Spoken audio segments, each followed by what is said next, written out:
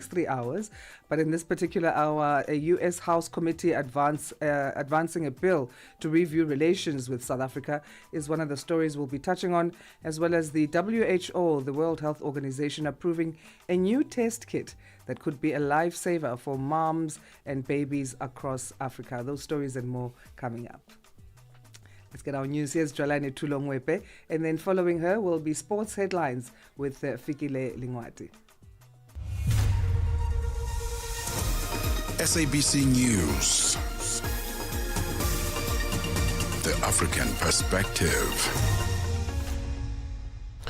Thank you, Asanda. Good morning.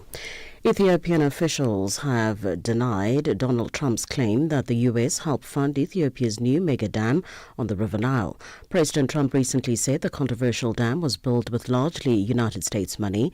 Officially known as the Grand Ethiopian Renaissance Dam, the project is Africa's biggest hydroelectric plant and a major source of pride for Ethiopians.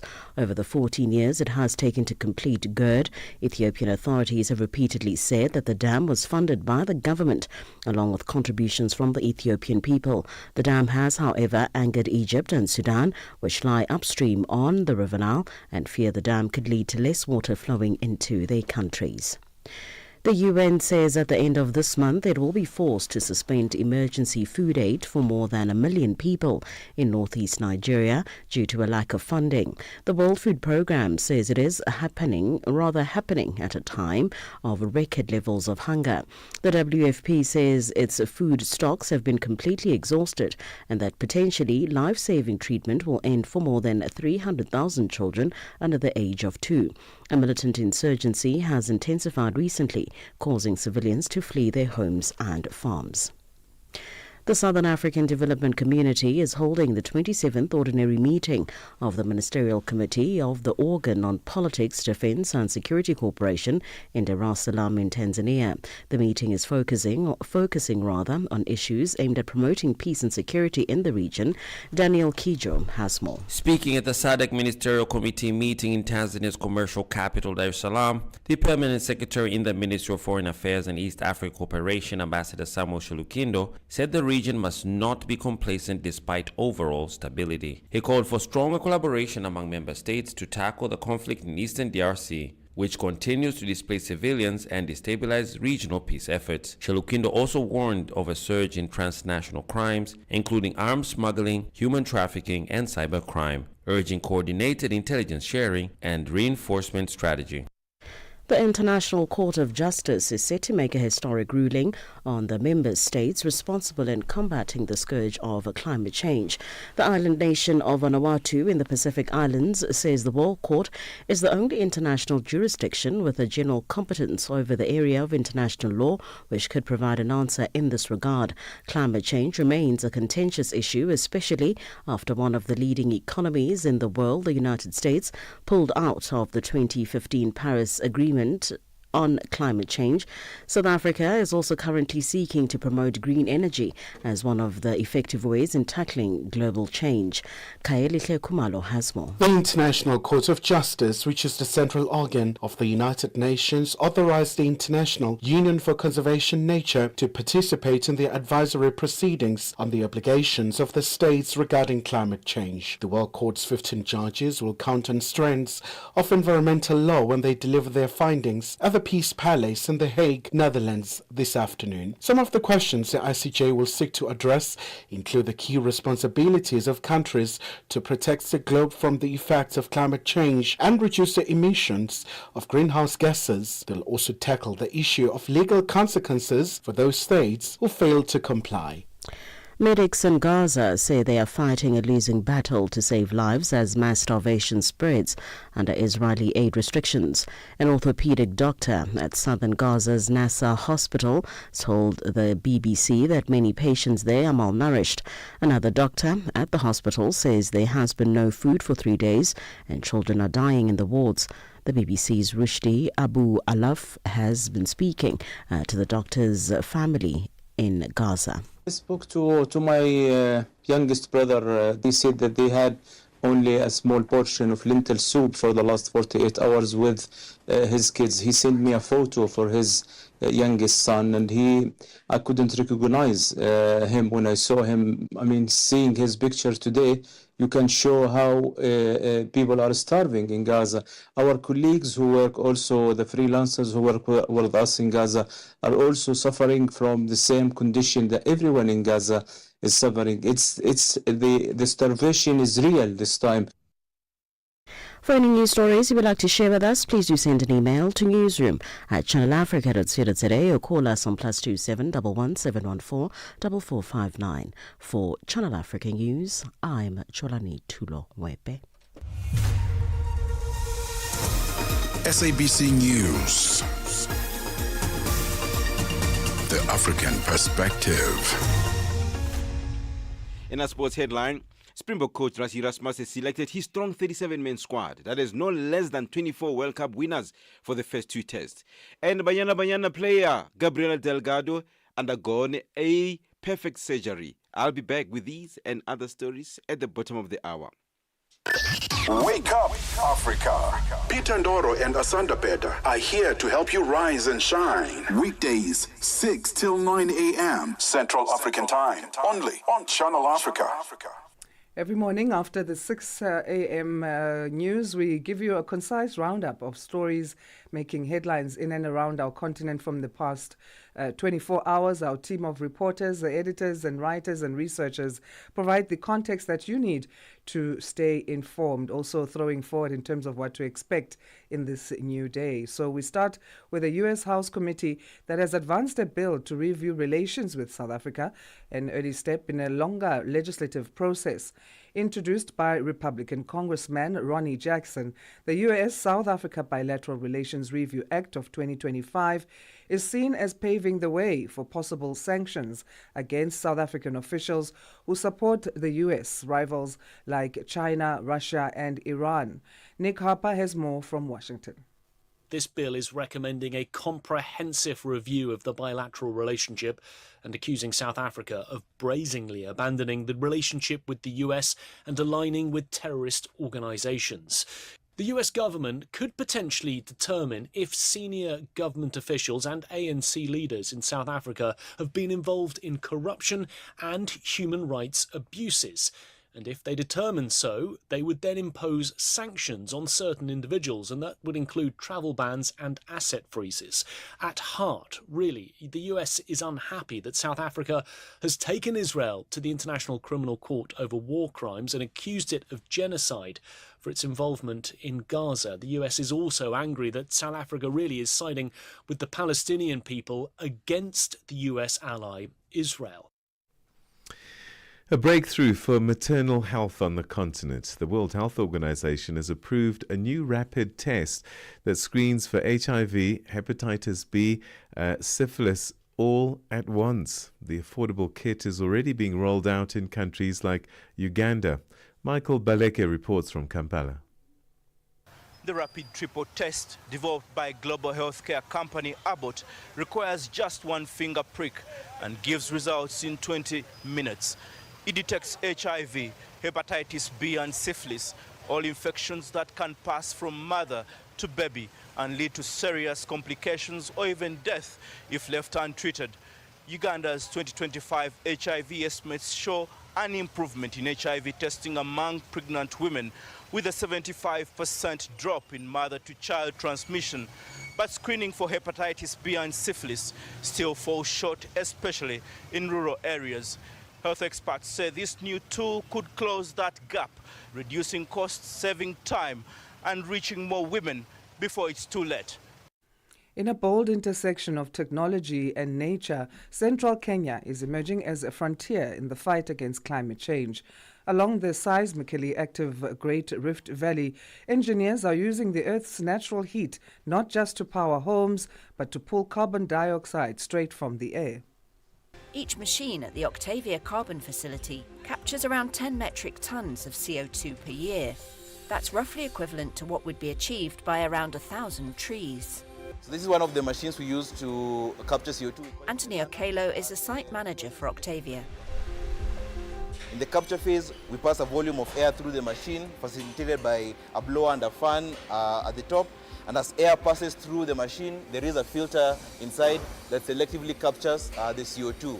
We monitor the concentrations, and once the filter is saturated, we seal off the machine, create a vacuum, and then heat up the filter to facilitate the release phase. Once all the CO2 has been released from the filter, we move it into a buffer tank before compressing it into cylinders. To Somalia now. In Mogadishu, where creativity often faces resistance, one artist is actually using his brush to change people's minds. Masala Abdi Dahi is helping young people express themselves through art in the capital of Somalia. Fiona Jones has the story for us. The space is unique in the capital, where access to formal art education is limited and creative pursuits are often misunderstood. Dahir, who trains 50 students every 2 months, said challenging this perception about creativity is a crucial part of his work. Among the various challenges I have faced, the lack of equipment and encouragement stands out. Additionally, many people do not understand the essence of the arts or the use of a pen in artistic expression. In some places, there is a belief that the arts are sinful, further complicating the pursuit of creativity. Still, his students are finding their voices and their work is beginning to spill into the streets. And that's how we come to the end of today's edition of the Africa Roundup, giving you a concise, up-to-date look at the major events and stories that played out in the last 24 hours. And that's to get you quickly up to date to set you up for the rest of the day's news. Coming up shortly, we're going to be going to Central Africa and do a deep dive in some of the biggest stories that played out in the region. Asanda will be taking you through that.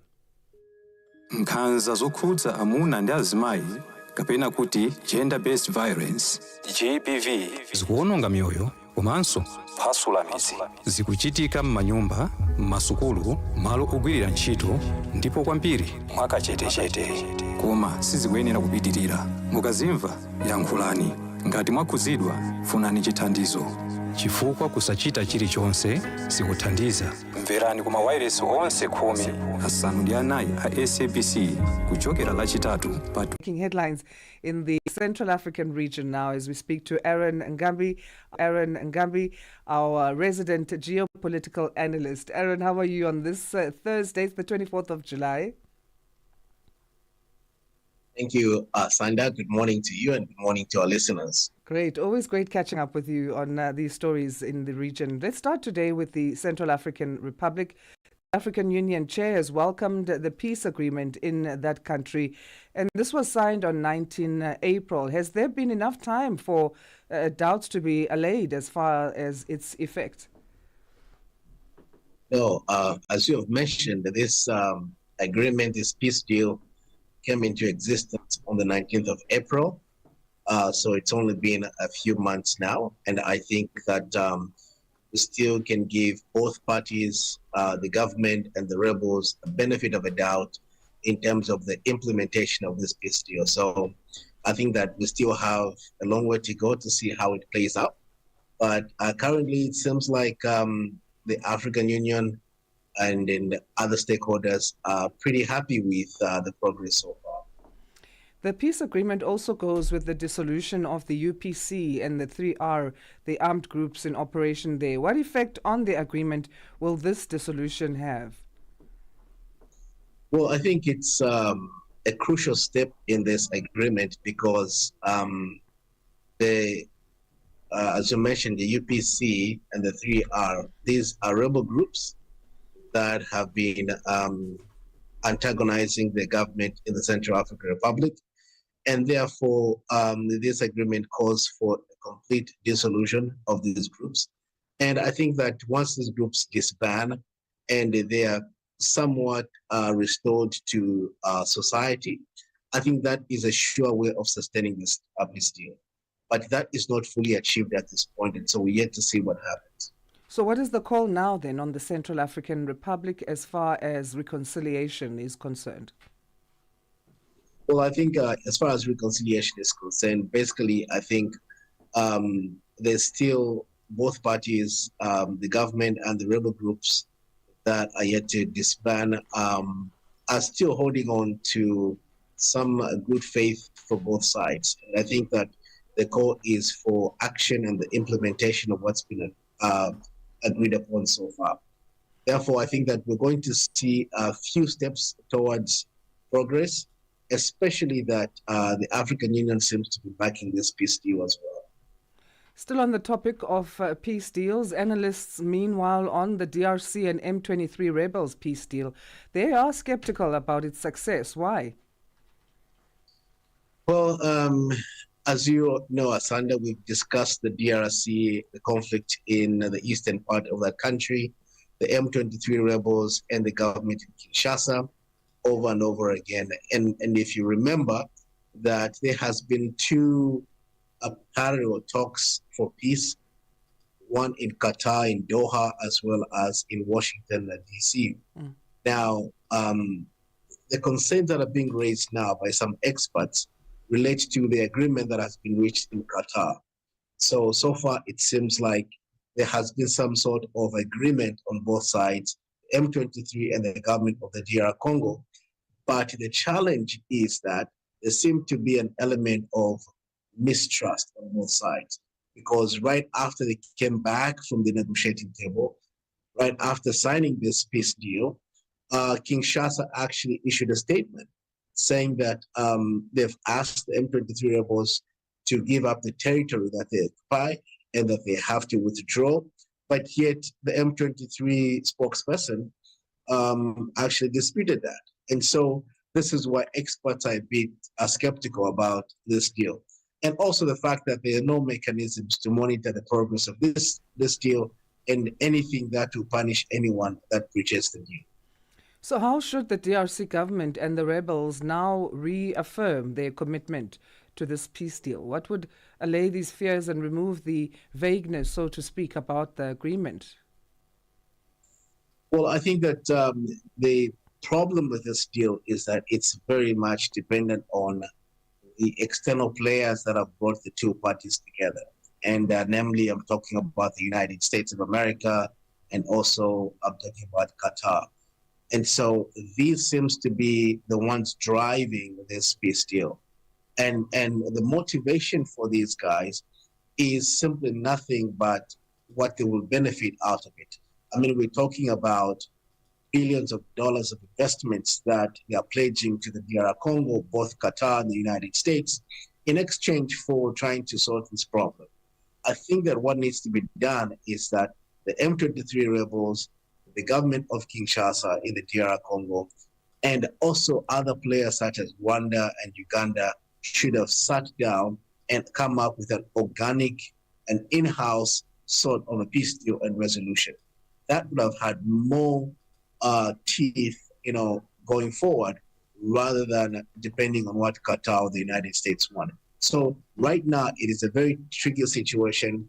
We hope that both sides will hold on to the deal. They've agreed on a ceasefire, both on ground offenses as well as on air and also any other forms of offenses. So we hope that they will be able to hold on to what they've agreed on, but it seems to be very ambiguous at this point. Let's move over to Cameroon now, which has become our new DRC. We're speaking about Cameroon almost every day. They're gearing up for elections in October. 81 candidates have applied to run. What do you make of this big number? Well, I think this big number sends a very good message to not just the people in Cameroon, but also the continent and the world over. And the message is clear. People are just tired of the same regime that has ruled the country for 40 years plus. And the same president, the current incumbent, Paul Biya, wants to run again, at age 92. So I think that more people have come forward saying, well, if this old man wants to do this, and if he can do this, why not me? But also there's an element of some sort of lack of confidence in the Electoral Commission. So a lot of candidates have come forward. 82 is a huge number. And the reason for that is because they want to also see if the system really works for sure, if the Electoral Commission can produce a free and fair election. Two of President Paul Biya's former affiliates are also running against him. What do you make of that? Well, of the two, one that seems to be very promising is Maurice Kamto. He's run before. I think this would be his second time running. He seems to be relatively younger than his opponent. He's around 72, if I'm not mistaken. And he has some sort of political clout, because we've seen in the past that even the present government, the current regime, have tried to harass him. They've tried to stop him from conducting public gatherings simply because he seems to be able to pull the crowds. But others seem to be a bit insignificant in this race at this point. Out of these 81 election candidates, only 7 are women. Does this signal better representation as far as Cameroonian politics or lack of progress therein? Well, I think this is not very strange to Cameroon. We see this kind of a lack of women participation in politics across the country, across the continent in Africa. And there's much that needs to be done. I think there should be deliberate policies, deliberate steps that should be encouraged for women to participate in politics. One thing I've come to realize about our women is that they are not very happy when they see people fighting. And sometimes politics can get to that level. And so you find that women intend to exit the scene. They intend to give way or give space to people when they fight, and they don't want to get involved in that. But this is why we see just about 7, like you said, who are presidential candidates in Cameroon.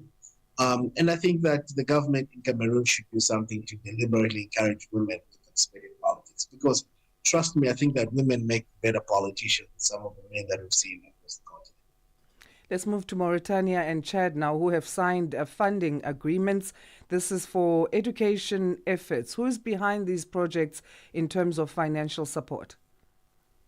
Well, we know that the World Bank is behind that, but also the Federal Republic of Germany. I think they've given Mauritania and Chad about $137 million to sponsor this project. I think that the two countries should take advantage of this opportunity. It seems to be like a very good and promising step in the right direction. But we yet to see how that plays out. And how are they planning for the project to change or make changes in the education systems of both countries? Well, they intend to address a lot of things in the education sector, but also especially from the curriculum that is taught in the education systems, and also just the sort of colonial legacy of our education systems in most of the African countries. I think that is one of the fundamental issues that they intend to address, but also there are other factors as well, such as just infrastructure, such as physical things that are needed in their education system. When do we expect it to be rolled out, and who are they targeting? Because education is a big sector. Well, I think they intend to roll this project out as soon as possible, as soon as they get the funding coming in. But the target is the young people. I think that there's a huge, if you look at the statistics in both countries, there's a huge number of young people that should be in school that are not in school, teenagers and people that should be probably in secondary and high school and tertiary education are not in school. And I think this is the demographic that they intend to target. How could this potentially impact education in the region on that level, this project? Well, this project will actually, if it is properly conducted, like I said, we're yet to see what happens with that. If properly conducted, I think that this specific project might actually be a beacon be example for some of the other countries around the region. And the reason for that is because it might produce a generation or a population of young people that get the education that is more refined, an education that is able to sharpen their skills and be able to make them competitive. Because without education, it becomes very, very difficult for countries to compete with one another. On that same topic of education, Gabon has planned to restore the African Institute of Computer Science, or the IAI. What type of education or training does the institute provide? The institute is into computer skills, and also there's a huge talk about generated AI, artificial intelligence, and how that can properly be harnessed and used in order to equip the population with the skills that are needed for this time. And so I think that Gabon is futuristic in their thinking. I think that they're onto something here, and that if they get the proper funding and the proper support, and this institute is reopened, they might be able to achieve something that other countries might admire. Why was the institute dormant in the first place or closed? I think the institute was closed just due to a basic lack of funding and other constraints that government had been going through. But remember also, Gabon has been going through a transition. We had the rule of a family dynasty for so many years, and then there was a coup that happened. And now from transitioning from that military junta to civilian rule and to a democracy, these are all factors that can play into what's been happening in Gabon. Do we know if it's going to need a complete overhaul, or there is something to work as a base from in terms of its revival? Well, it seems like it might need a fresh start. I don't know what kind of approach that the Gabon government intends to take, but I don't think that it will be relevant to discard everything that were done before. I think that the goal is to more or less modernize the school and make it more competitive and be able to provide the skills that are needed and relevant for this time. Right, let's move to Equatorial Guinea now. The country has asked a UN court to halt the sale of a Paris mansion that's linked to the son of Equatorial Guinea's leader, President Teodoro Obiang Nguema Basogo. What is the problem here? Well, so this mansion in Paris that is allegedly owned by the son of the president or the leader of Equatorial Guinea was actually, there was a court ruling that fortified it to the French government. And the reason for that is because it's alleged that this is a proceed of corruption or from crime, and therefore the state had to move in and fortify that. We know that such things have happened in the past before with other African leaders. This is not something that is unique to Equatorial Guinea. We know, for example, in Zambia, once the second Republican president left office, it was discovered that he had stashed money and assets outside of the country in London, and those assets were seized by the state. So this is something that is normal, but the reason for that is because this mansion is alleged to be a proceed of crime, or it's connected to some sort of corruption or abuse of office. How difficult or simple will it be then for Equatorial Guinea to prove that this mansion and its assets do belong to the country because it was obtained through the public funds of Equatorial Guinea? Yeah, but that is where the argument is. If it was acquired through public funds, then it should belong to the state, Equatorial Guinea. But this seems to be a mansion that is owned by the son of the leader of the country or the president of the country. And by the way, he is one of the presidents that has overstayed his term. I mean, he's been in office for so many years. And so these are the problems that we have in Africa when we have leaders overstay, they become corrupt, and they amass so much wealth to themselves and to their family. So I think the uphill battle is for Equatorial Guinea and the son to this leader to prove that this is genuine, that this is a mansion that was obtained from his own personal funds rather than from state funds.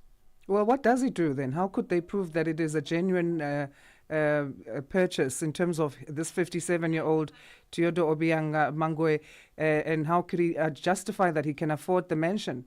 What does he do? Well, he has to produce a lot of documentation to show that he has been able to earn income or money that equates the amount of the mansion in question. Thanks. I think that would be very difficult for him to prove that. Yeah. Aaron, thank you so much. We'll leave it there for today. We appreciate your insights as always. Thank you. Always good talking to you, Asanda. Have a wonderful day. Awesome. Aaron Ngambi, a geopolitical analyst, giving us stories making headlines in the Central African region. Let's get our news headlines now. 6:31 Central African time. Here's Jwalani Tulo Mwebe. SABC News. Headlines. The African Perspective. Thank you, Asanda. Good morning. Making headlines. Ethiopian officials have denied Donald Trump's claim that the U.S. helped fund Ethiopia's new mega dam on the River Nile. President Trump recently said the controversial dam was built with largely United States money. The Southern African Development Community is holding the 27th ordinary meeting of the Ministerial Committee of the Organ on Politics, Defence and Security Corporation in Dar es Salaam, Tanzania. And finally, with gangs in Haiti controlling nearly all of the capital Port-au-Prince, the medical charity MSF says the cases of sexual violence in Haiti have tripled in the last 4 years. 1 in 5 victims are under the age of 18. I will have details on these and other stories at 7 o'clock. SABC News. Headlines. The African Perspective. It's time for a first look at what's been happening in the world of sport. And at the desk this morning, Figile Lingwati. Good morning, brother. Sports on Channel Africa. The African Perspective. Good morning, Peter and Asanda. Let me start off with football news. Good news, though. Banyana star Gabriela Salgado underwent a successful operation at the Mohammed V University Hospital in Casablanca, Morocco, a day after the injury she suffered during the CAF Women's Africa Cup of Nations WAFCON semi-final clash against Nigeria at the Labi Zaouli Stadium, that is at the Mohammed IV University Hospital. The winger was stretchered off later in the second half following an accident during the South African senior women's national team's 1-2 defeat to the Super Falcons on Tuesday. Salgado remains in hospital while she recuperates and will stay with the team upon release. She'll fly back home with Banyana next week. The whole Banyana team visited Salgado at the hospital on Tuesday night after she had been stabilized following the injury. Meanwhile, messages of support continued pouring in, with South African President Cyril Ramaphosa leading the charge. A few Nigeria players went to the hospital to visit today, and they presented her with a signed Super Falcon jersey. More football news. Algeria coach Majid Bouguera has finalized his 26-man squad for the 2024 Total Energies African Nations Championship CHAN, and the key inclusions have boosted the local Phoenix push for continental glory. With CHAN 2024 set to kick off on the 2nd of August in Kenya, Tanzania and Uganda, Bouguera trimmed his preliminary list of 28 to 26 players, including some of the country's key players, Aymen Mahias, in the final squad. The squad released by Algeria coach is seen as extremely strong, even though it excludes midfielder Abderraouf Beguit and striker Radouane Bekane, two players seen as potential starters. Now on to netball news. Precious Mthembu, South Africa's under-21 netball team coach, says she feels confident about the 15-player squad selected to represent South Africa at the upcoming Netball Youth World Cup in Gibraltar. Mthembu says her team has a positive mindset and is ready to take on the world stage. She also adds that coming in as Africa champions to this competition is also a confidence booster. It's a good confident booster, I'd say, but we won't undermine African countries. We want to go there and represent Africa, I'd say, and do well as Africa. We really need three of us, Zambia and Malawi, to do very well. We're in different pools. We do have Malawi, alongside with us. It's good for netball in South Africa. It's good for netball in Africa. It's growing. These are youngsters. We want the sports to grow, and it's a good platform to use the youngsters to be motivated, inspired. Mthembu unpacked their preparation and journey with only 8 weeks left until the championship. We've had a lot of competitions, interactions. I think the bond we've had with the girls, I could see them grow from competition to another. We started with the qualifiers, which was the first big competition in a big highlight of the everything of qualifying to Gibraltar, which we did that very well. Good promises, and some players obviously were part of it. We really used senior players to qualify, and a couple of them got left behind to continue with us. Then we went to Aspire National Champs, participated there. Then we traveled to Jamaica for the series. We did very well there. For any sports stories you'd like to share with us, please do send an email to newsroom@channelafrica.co.za or call us on +27 11 714 4459. This is Channel Africa Sport with me, Figile Ngwati. Sports on Channel Africa. The African Perspective.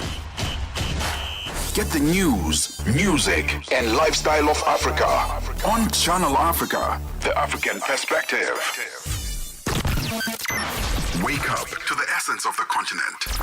Rise and shine on Channel Africa. Right now, let's get in touch with the world of economics, and Nosipo Zuma will give us our first update, business-wise, for this 24th of July for Africa Rise and Shine. Good morning. Business news on Channel Africa. The African Perspective. Thank you, Asanda. Good morning. In your business news this hour, Angola's attempt to stabilize waning crude oil production received a boost on Wednesday when 2 offshore projects started up. The country's National Oil and Gas Agency, ANPG, says these added a total of 60,000 barrels per day to Angola's national output. Buntle Bush has more. Sub-Saharan Africa's second largest oil producer after Nigeria, Angola has overhauled its oil and gas regulations to attract energy companies and stabilize oil production. Oil production in the country has halved because of maturing fields since reaching a peak of 2 million barrels per day in 2008. The 2 new projects announced by Total Energies, which include production from the Begonia and Clove Phase 3 offshore projects, will deliver additional production capacity and help the country maintain its production levels above 1 million barrels a day. Ratings agency Moody's says it expects Kenya's debt servicing costs to remain stubbornly high as the government leans on the domestic debt market to fund its budget shortfalls. Moody's says the East African nation has one of the highest debt interest cost to revenue ratio in the world and spends a third of government's revenue on settling interest payments. It says the Kenyan government needs to secure a new financing program with the International Monetary Fund to help it deal with annual external debt repayments that stand at $3.5 billion on average. An agreement signed by Zambia's government paving the way for the development of a $1.1 billion crude oil refinery and energy complex in Ndola in the country's copper belt is expected to create thousands of jobs, increase the country's energy security and cushion its fuel prices from exchange rate fluctuations. The country's Industrial Development Corporation says the planned facility will process about 60,000 barrels per day of crude oil, providing enough refined product to cover the South African nation's entire current fuel demand, with the potential to export as well. The CEO of Zambia's Industrial Development Corporation, Conwell Muleya, explains. We estimate that we are going to create 3,000 jobs in the construction phase of the project, which is a period of 1 year.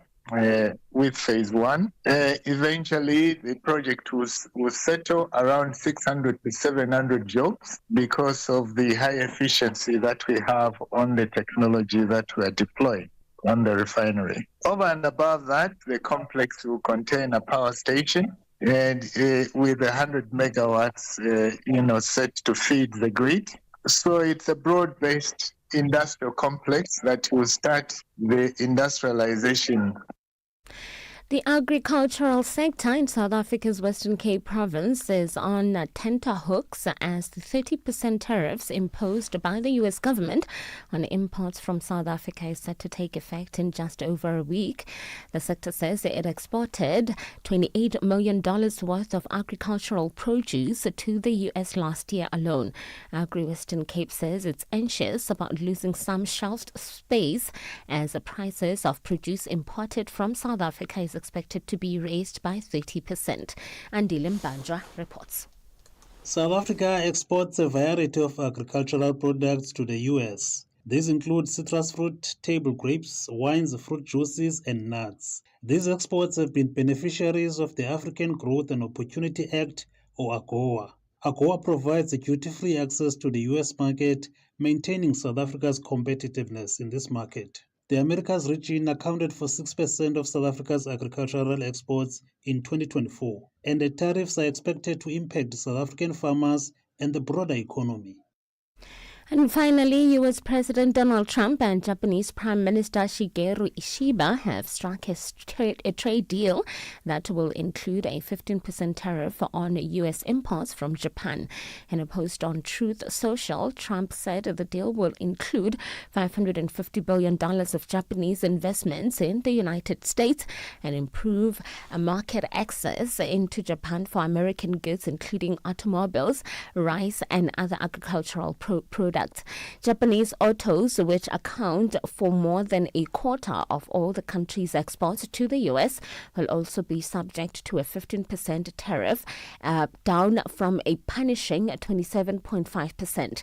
The U.S. has also agreed not to impose any caps on auto imports. Steel and aluminium, which are subject to a separate 50% tariff, were not included in the deal.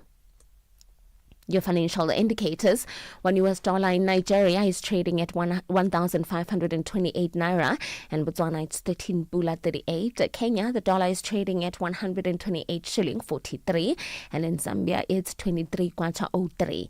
The BRICS countries: $1 in Brazil is trading at 5 rupee 54. Russia is 78 rubles 44. India it's 86 rupees 37. China at 7 yuan 17, and South Africa $1 is trading at 17 rand 54.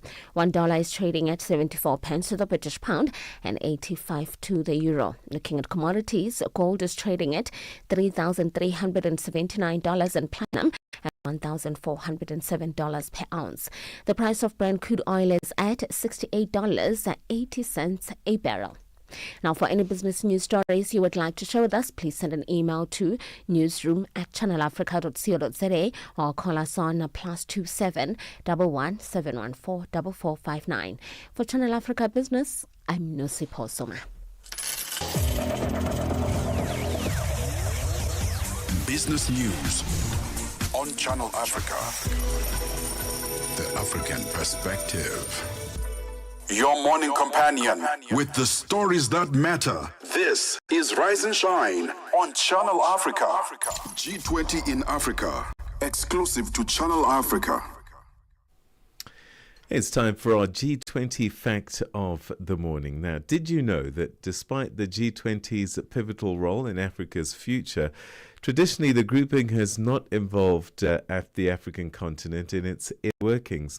Only one African country, South Africa, has been a permanent member since the formation of the grouping until the AU was formally admitted during the 2023 Indian presidency. Prior to the 2023 decision, the AU enjoyed observer status at the G20 alongside the AU Development Agency, NEPAD.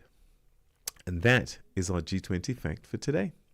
G20 in Africa. Exclusive to Channel Africa. Championing Africa through solidarity, equality, and sustainability. Start your day right with Channel Africa Breakfast. That smells delicious. Live, 5 days a week. The South African Broadcasting Corporation, SABC Sport, brings you Chasing the Sun, a powerful 5-part documentary series about the country's national rugby team, the Springboks, telling the rousing tale of their path to redemption and ultimate World Cup glory in 2019. starting 13 July at 7:30 p.m. Central African Time on SABC2.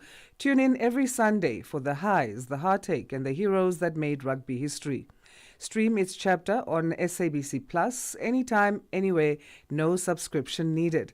Don't miss Chasing the Sun this Sunday at 7:30 p.m. Central African Time on SABC2. Be there when history shines. New day, new stories. Start your morning right with Rise and Shine on Channel Africa. Gambia's member of the Pan-African Parliament, Sawabi Toure, says that the African diaspora must play a pivotal role in advancing justice for Africans and people of African descent.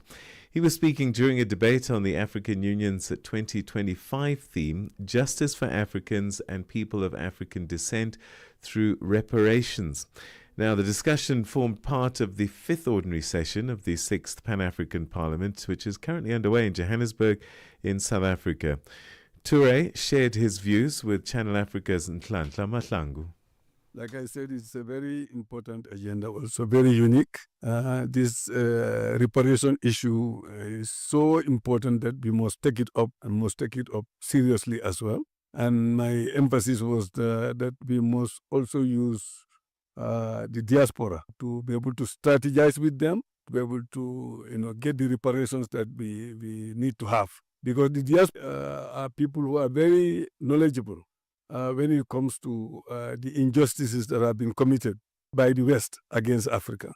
And therefore, since they live among them, they work with them, they know everything about them inside out, I believe that if we work with the diaspora, our strategy will be correct.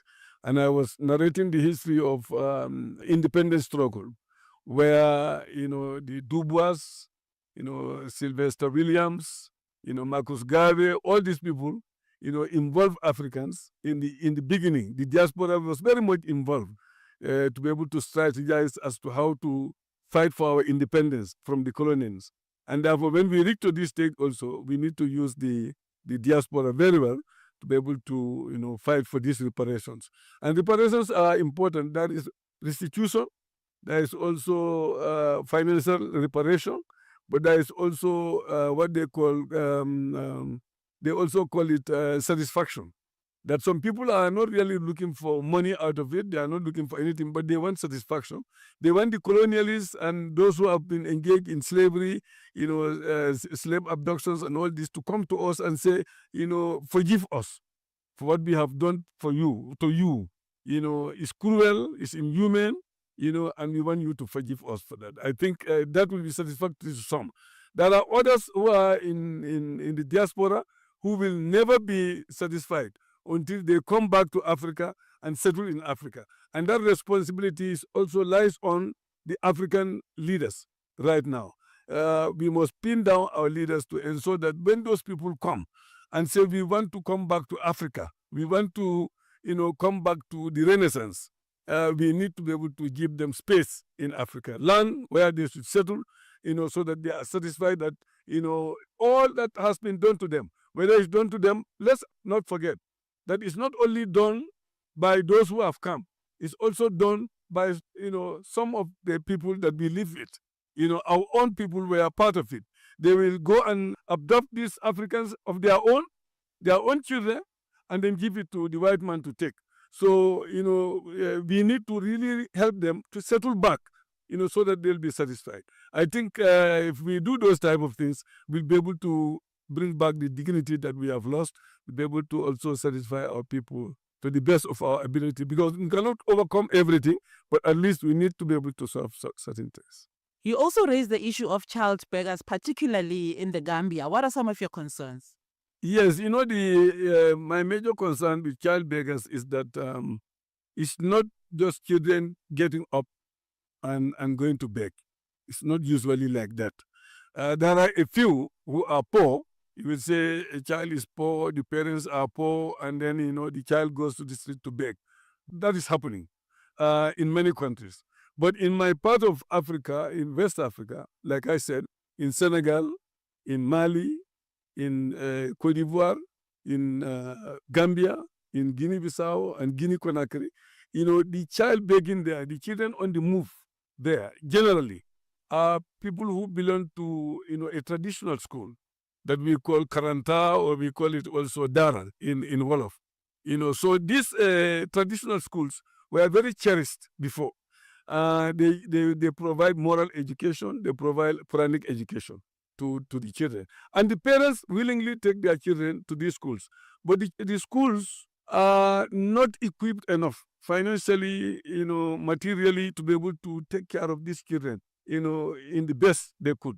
So therefore, they would utilize these children to take them away from that environment to another environment where the children will go and beg, and we call them almudus. And all these countries that I'm mentioning know about this. And then they would move. Now, instead of moving within a country because of policy, different countries are trying to create different policies. Now, these teachers, Quranic teachers, or these traditional teachers, will move the children from the Gambia and take them to Senegal. And those in Senegal will also move them and bring them to Gambia. Those in Guinea will bring them and bring them to Gambia. And Gambia, will also take. So we are all affected. So that's why I was saying it requires a concerted effort, but it also requires some study by this committee so that they will study it, know exactly what I am saying, so that, when we come together, they'll be able to put these countries together so that we talk about it and we come up with a policy that will be universal to all these countries, so that no teacher, traditional teacher will move children across the country to another country because the same country had adopted. Like I was saying, Senegal had adopted some policy to stop them. But when they did that, the Quranic teachers in Senegal now move all the children and bring them to Gambia for begging. So it cannot stop until there is that understanding between the countries. Right, that was Sawaibu Toure, who's a Gambian member of the Pan-African Parliament here in South Africa, speaking to Nhlanhla Mahlangu in Johannesburg. Legislation to review the bilateral relationship between the United States and South Africa has passed through a Foreign Affairs Committee in the House of Representatives, an early step in a long process of the bill actually becoming law. Authored and introduced by Republican Congressman Ronnie Jackson in April, the U.S.-South Africa Bilateral Relations Review Act of 2025 is viewed as part of efforts to provide President Donald Trump with the tools necessary to impose sanctions on South African officials in government and the ANC in particular, who choose to support American adversaries like China, Russia and Iran. Sherwin Bryce Peace reports on the committee vote and how the process is likely to unfold. The bill passed through committee 34-16, a move celebrated by Congressman Jackson on X, who said South Africa had made its choice when it abandoned America and its allies and sided with communists and terrorists. Listen to Jackson during a session of the House Committee on Foreign Affairs. For decades, South Africa has enjoyed a rich partnership with the United States, particularly in terms of trade, counterterrorism cooperation, and global health. Recently, however, South Africa has abandoned America and our allies and increasingly aligned itself with our adversaries like China, Russia, Iran, and Iranian military proxies like Hamas. My bill, the U.S.-South Africa Bilateral Relations Review Act, will provide the President and the Secretary of State with the tools needed to conduct a full review of the U.S.-South Africa bilateral relationship and determine whether South Africa has engaged in activities that undermine United States national security or foreign policy interest.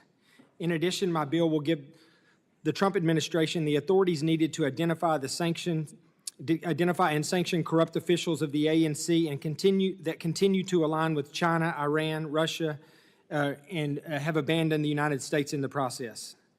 The legislation followed President Trump's executive order in February cutting off aid to South Africa, highlighting its foreign policy positions, including its accusation of genocide against Israel at the International Court of Justice, while creating a refugee program for white Afrikaners in the main.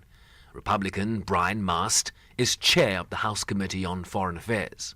This is a targeted and overdue response to troubling shifts in South Africa's foreign policy under the African National Congress. Let me be clear that this bill is not anti-South Africa, it is pro-accountability. For too long, we've watched a key partner drift closer to authoritarian regimes, conducting joint military drills with Russia, strengthening economic and cybersecurity ties with the Kremlin and Beijing, and aligning with efforts to de-dollarize the global economy. These actions raise serious questions about the ANC's alignment with the democratic values and U.S. interests. But South Africa was not without support. Several Democrats voted against the legislation, including ranking member Gregory Meeks. South Africa acts as a leader, not only among African countries, but also on the world stage. As we have seen this year with the country's G20 presidency, we have a long history of partnership between our countries that I hope to see continue in the future, including with a successful handover as the United States assumes the G20 presidency next year. Unfortunately, this bill will not help to deepen or further that partnership. Instead, I believe it sets us down the wrong path with respect to our relationship with South Africa. South Africa has taken a number of foreign policy positions that I happen not to agree with. But in mature relations between countries, we can deal with those differences through diplomacy and dialogue. This legislation does just the opposite.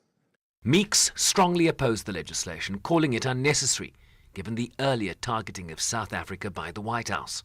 President Trump has already disproportionately targeted South Africa. He's done this by trying to embarrass President Ramaphosa and the Oval Office with faulty evidence of purported atrocities in the country, by instituting an executive order cutting all U.S. assistance to the country and putting it in a place where special refugee resettlement programs for Afrikaners. And at the same time, he's blocking the resettlement of literally all other refugees to the United States. Refugees fleeing genocide in Sudan, not allowed. Refugees fleeing Russian bombardments in Ukraine, not allowed. Refugees fleeing political persecution in Venezuela, not allowed. This is glaring hypocrisy. And I do not believe Congress should further enable or double down on President Trump's misguided approach. When we disagree with our partners, including on the continent of Africa, we should handle that responsibly by using diplomacy and presenting convincing arguments. A similar bill to review the relationship between Pretoria and Washington did pass the Republican-led House last May, during the last Congress, but was not taken up by the Democratic leadership of the Senate. With the new Congress in session since January, the leadership of both chambers is now controlled by Republicans, which means that if the legislation is passed in a full House vote, it could very well be taken up by the GOP Senate. And while the bill has now passed committee, it will require a vote by all 435 members of the House to move forward. That vote is at least weeks to months away, with Congress in recess until September. And if later passed, it would then head to the Senate for further deliberation, where its future remains uncertain. I'm Shervin Bryce-Pease in New York.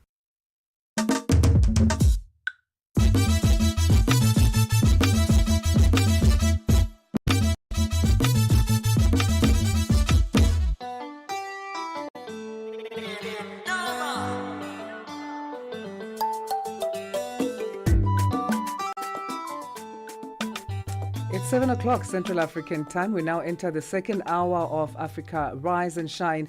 Thank you for staying with us here on Channel Africa. We are live on YouTube via live streaming at Channel Africa 1 is our handle. And that's also across our various social media networks and platforms. Also on www.channelafrica.co.za and the SABC Plus app. My name is Asanda Peda.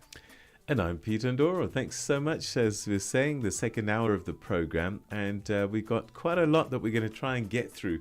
But one of the big stories for us here in South Africa is this debate that's taking place in the United States about reformatting the relationship with South Africa. Many see it as punishment for South Africa's friendships with other nations like Russia and China. And not forgetting, of course, taking Israel to the ICJ. We'll be talking to a former US diplomat, now journalist, about what this debate means and what the net effect might be for both countries. All of that still to come. First, let's get our news. Here's Jolani Tulo Ngwebe, and then Fikilele Ngwati will follow with sports headlines. SABC News. The African Perspective. Thank you, Asanda. Good morning. Tensions are rising in Togo after a new constitution has allowed Togo's longtime head of state, Faure Gnassingbe, to shift to a new role as all-powerful prime minister and escape the constraint of presidential term limits.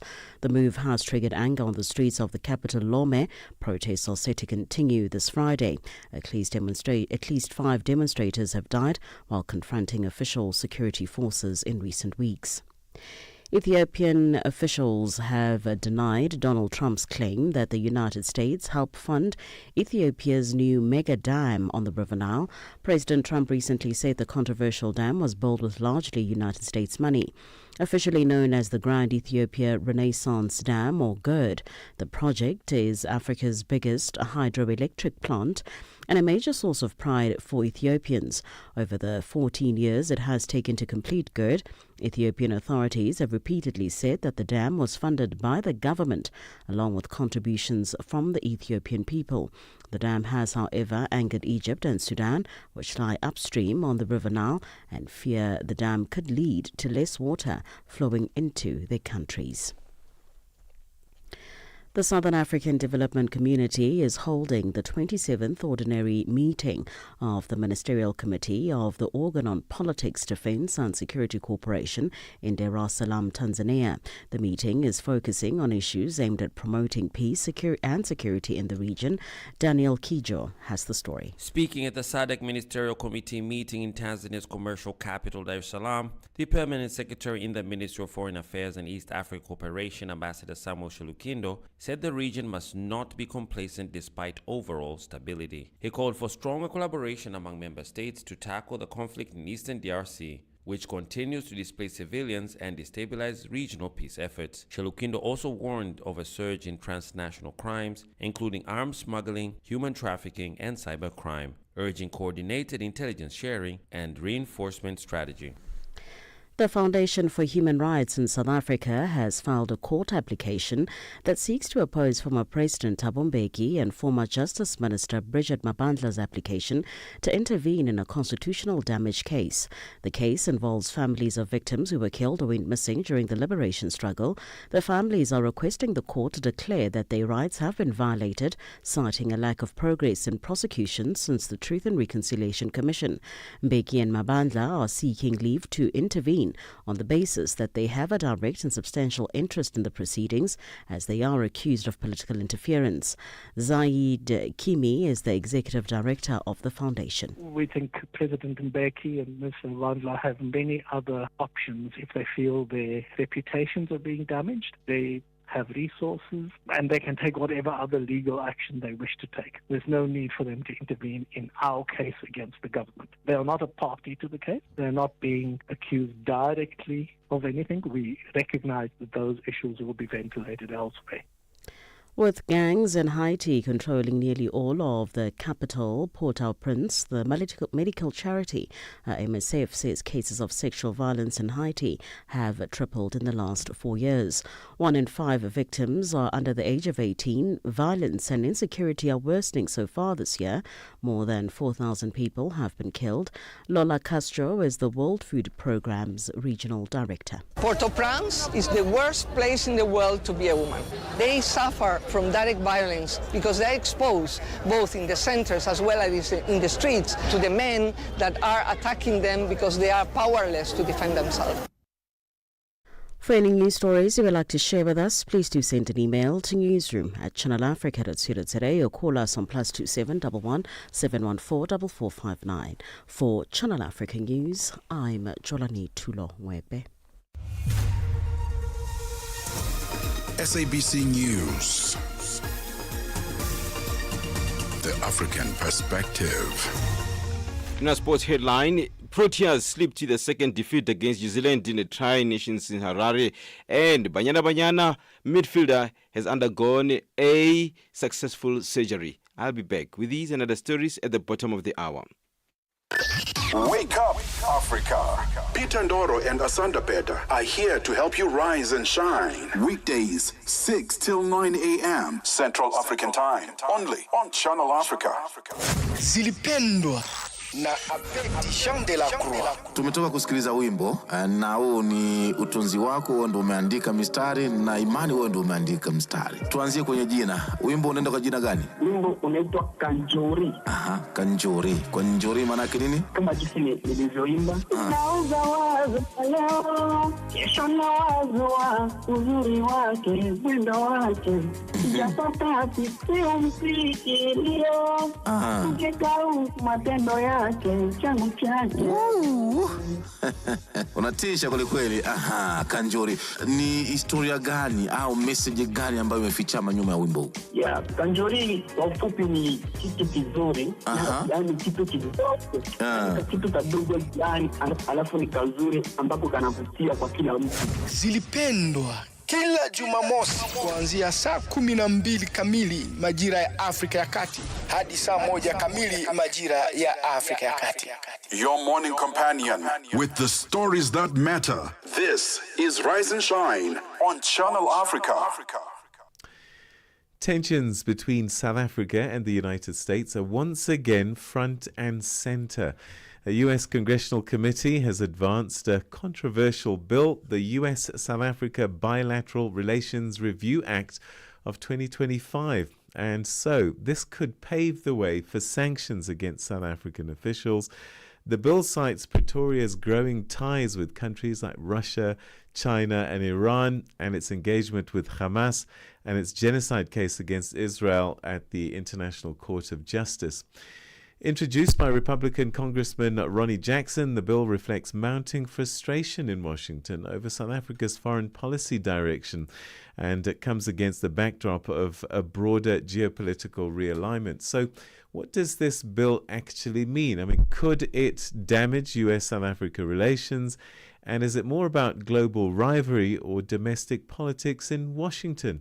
Well, to help us unpack all of this, we're now joined by former U.S. diplomat and international affairs analyst J. Brooks Spector. It's been quite a while, but good to have you on the line, Brooks. Good morning. What you said in your introduction, speaking about whether or not it could harm U.S.-South African relations, I think I would paraphrase that slightly by saying the relationship at the official level is already rather bruised, and this is just simply going to give it another black and blue mark. My goodness. The but here is important in that it was a committee of the House of Representatives that made this, that voted for this. It is not something that the whole House of Representatives, let alone the entire Congress, has voted on. And it is not entirely clear that the Senate, which will also have to consider this if it is to move forward, that the Senate would go along with this decision either. So you're left with the situation that there is this cloud on the horizon, but it's not raining. I hear you. So I think sometimes we conflate things quite quickly here with the sanctions story due to kick in. So this is a separate conversation, right? It may be connected in terms of the ideals, but it actually isn't the same process at all. Well, it isn't an effort at this point, certainly, by the actual administration. They have not supported this publicly. Ronnie Jackson, who is the congressman you mentioned who introduced it, is how shall we put it? He's a relatively low-ranking Republican member who is new to the Congress, is a hard-right conservative member, and quite clearly does not speak for the entirety of the Republican caucus in the House of Representatives, although he has some support. But remember, he introduced the bill under his own name. There were no co-signers. The vote in the House of Representatives International Relations Committee, and I add this footnote because it is important, the vote in favor of the bill, of the proposed bill rather, did include some Democrats, which I think does indicate a certain degree of annoyance or exasperation or perhaps tiredness of dealing with South Africa's constant way of addressing international relations questions as they relate to the United States. One thing else you should add to this, Peter, is that there is no senior South African representative in the United States. You have no ambassador there now, certainly no one who can speak plainly, clearly, and publicly, and who can address members of Congress as, you know, the South African representative. So the relationship, the pitch of it, the manner of it, and the way it's being discussed, South Africa is not part of the conversation. So, I mean, the way they're talking, it's almost as if there would be no consequences for the United States whatsoever if the relationship completely disappeared. Is there an understanding, though, from some people that actually South Africa is a very important ally, one that they should find a way to deal with without all of these punitive actions? Well, I mean, let's put it this way. South Africa is not crucial to the United States in the same way that the United States is crucial for South Africa. So there is that imbalance in the relationship for sure. South Africa's exports to the U.S. Are primarily minerals, most of which can be obtained in the open market or elsewhere. It also includes cars and car parts and processed agricultural products, by which I mean the liquid that comes in a narrow bottle, otherwise known as very nice South African wine. But by contrast, South Africa gains more in its exports to America than the other way around. And so Americans are probably much less concerned with or concerned about South Africa than South Africans are about the United States. And that's to be expected. You depend much more on foreign trade than the United States does. But it is important, and I agree with you, that the relationship should be handled in a way which is more adult-like, more diplomatic, and more responsible than it currently seems to be. The rhetoric is not useful at this point, and the issues that are addressed in this proposed bill, some of them are rather inconsequential. That South Africa has a relationship of some type with Iran. Does that really matter in the grander scheme of things? I'm not so sure. The fact that South Africa trades with China, well, lots of countries trade with China, the United States included. Is South Africa rather more closely embraced by Russia than the United States is? That's a measure that needs some discussion. The sticking point of the International Court of Justice claim could have been handled better early on. Now it's become kind of a sharp stick in the eye for some Republicans. But I suppose there is a desperation, and we're seeing it playing out in the DRC, where America does have interests across the continent. Do you really need to upset one of the major powers of the continent, a G20 member, when you're busy trying to do other deals in other parts of the continent? You could ask the same question the other way around. Given South Africa's interests in these things, and given South Africa's participation in some of them, do they really wish, in the way they conduct their foreign relations generally, wish to upset the United States and its interests? What that really means, what you're saying, what I'm saying, is that the two countries have convergent interest in a number of places, and there needs to be a way to figure out how to work better together, as opposed to that overused metaphor of children in the playground. All right, so bottom line, where we're at the moment, this story may not actually go further than the committee at this stage.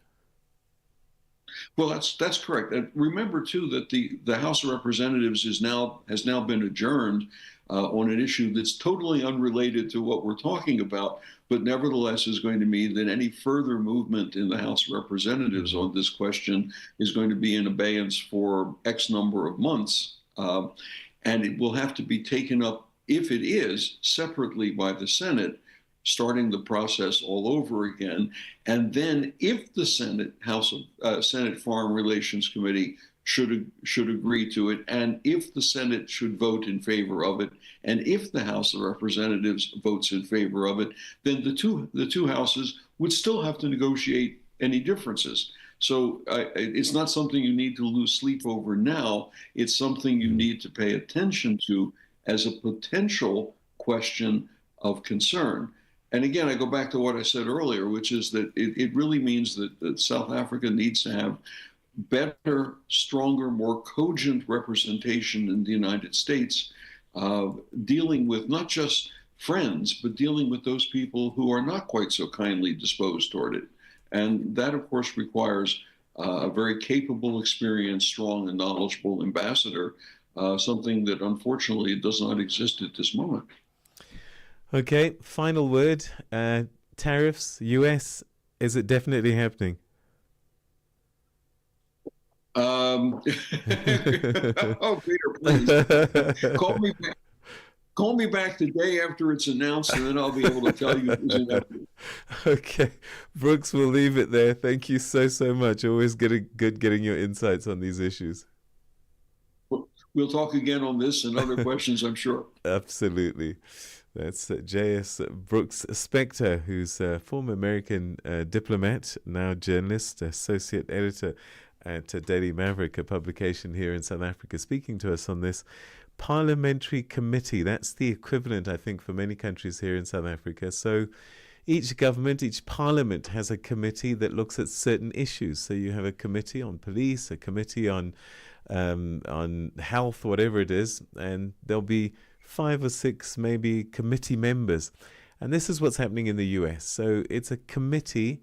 It hasn't even gone to Parliament, the House of Representatives yet, and it still has to go to the Senate after that. Yes, it's partly controlled. I mean, it's fully controlled by the Republicans, but as we're seeing, there's no real government pronouncement on what this committee has said. So maybe it's much ado about nothing at this stage. We'll have to wait and see. Africa in Song with Chanduko Ligege. So when you think of African music, you think of Kwasa Kwasa, high life music from West Africa, Afrobeat from West Africa, of gospel music or faith music or spiritual music. But when we think of reggae music, we go to the Caribbean, and if it's Africa, we only think about Lucky Dube. Well, I'm here to introduce you to some reggae music from Africa. Salif Keita with Dakan Fair from Mali. And I must say, this one was a real shock for me because I never had imagined Salif Keita on a reggae beat. But listening to him, it just proved to me how versatile he is as an artist because you'd be expecting him to be on that vibe of West Africa, of ballads. But he really proved that he is very versatile, and I was pleasantly surprised. Africa in Song with Chanduko Ligege. A fresh morning, a fresh perspective. Stay tuned to Rise and Shine on Channel Africa. Tuberculosis, or TB, remains one of the world's deadliest infectious diseases, and South Africa carries one of the highest burdens globally. Now, the country is taking a bold step forward.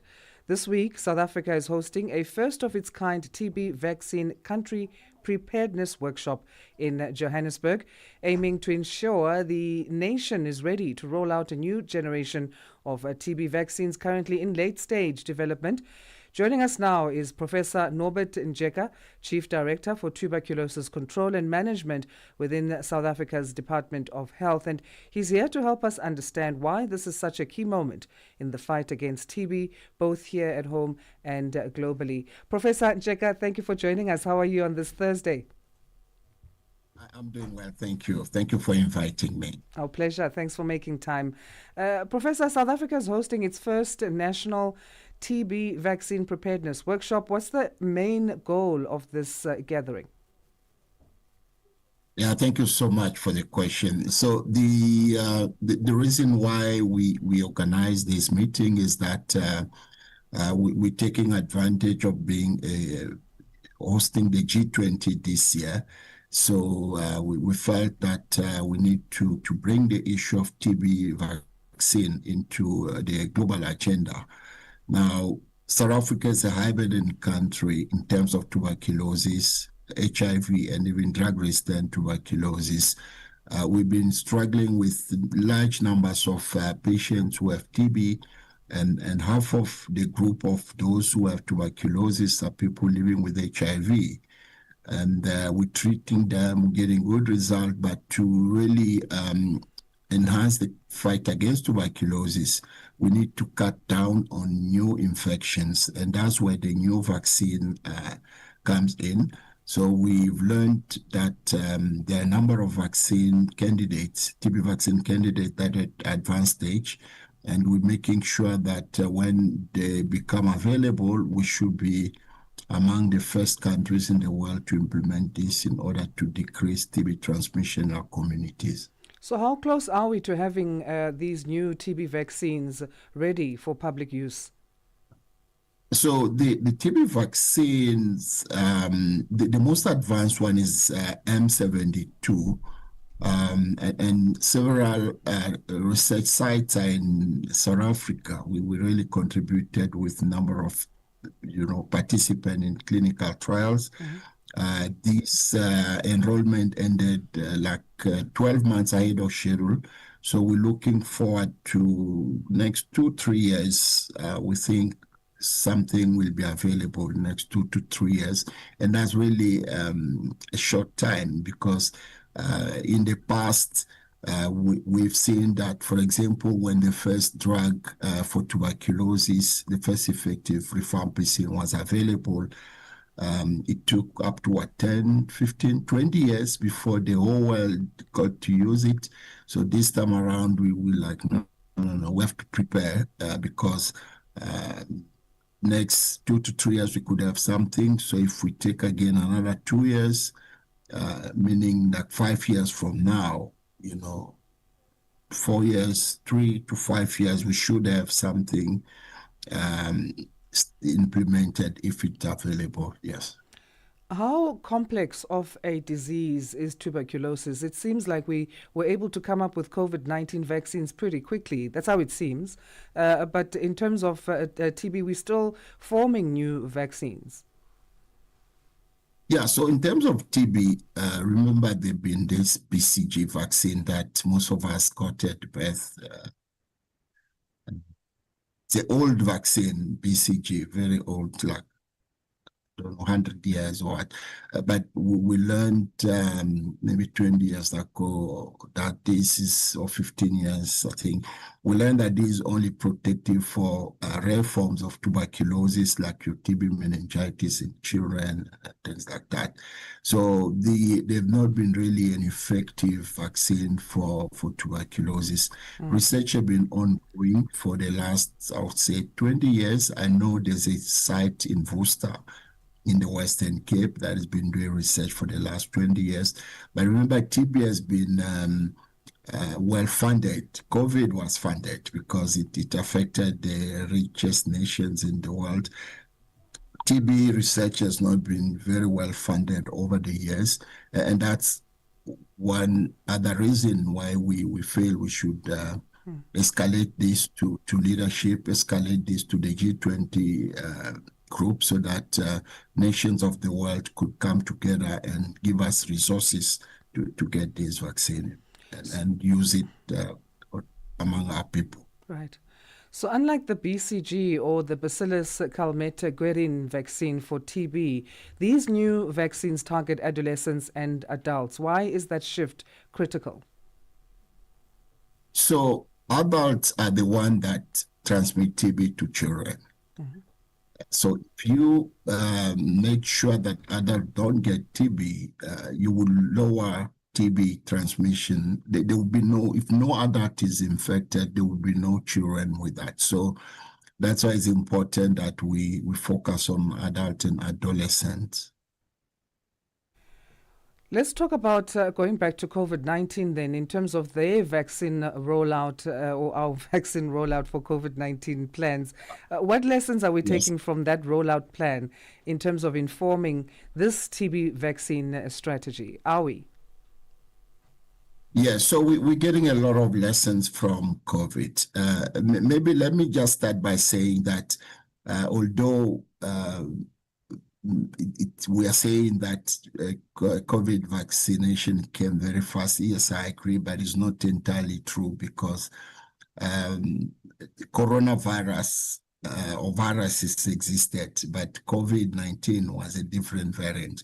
And the old research on coronavirus contributed to the COVID-19 vaccine. So it wasn't like 2 years knowledge. There was some work done.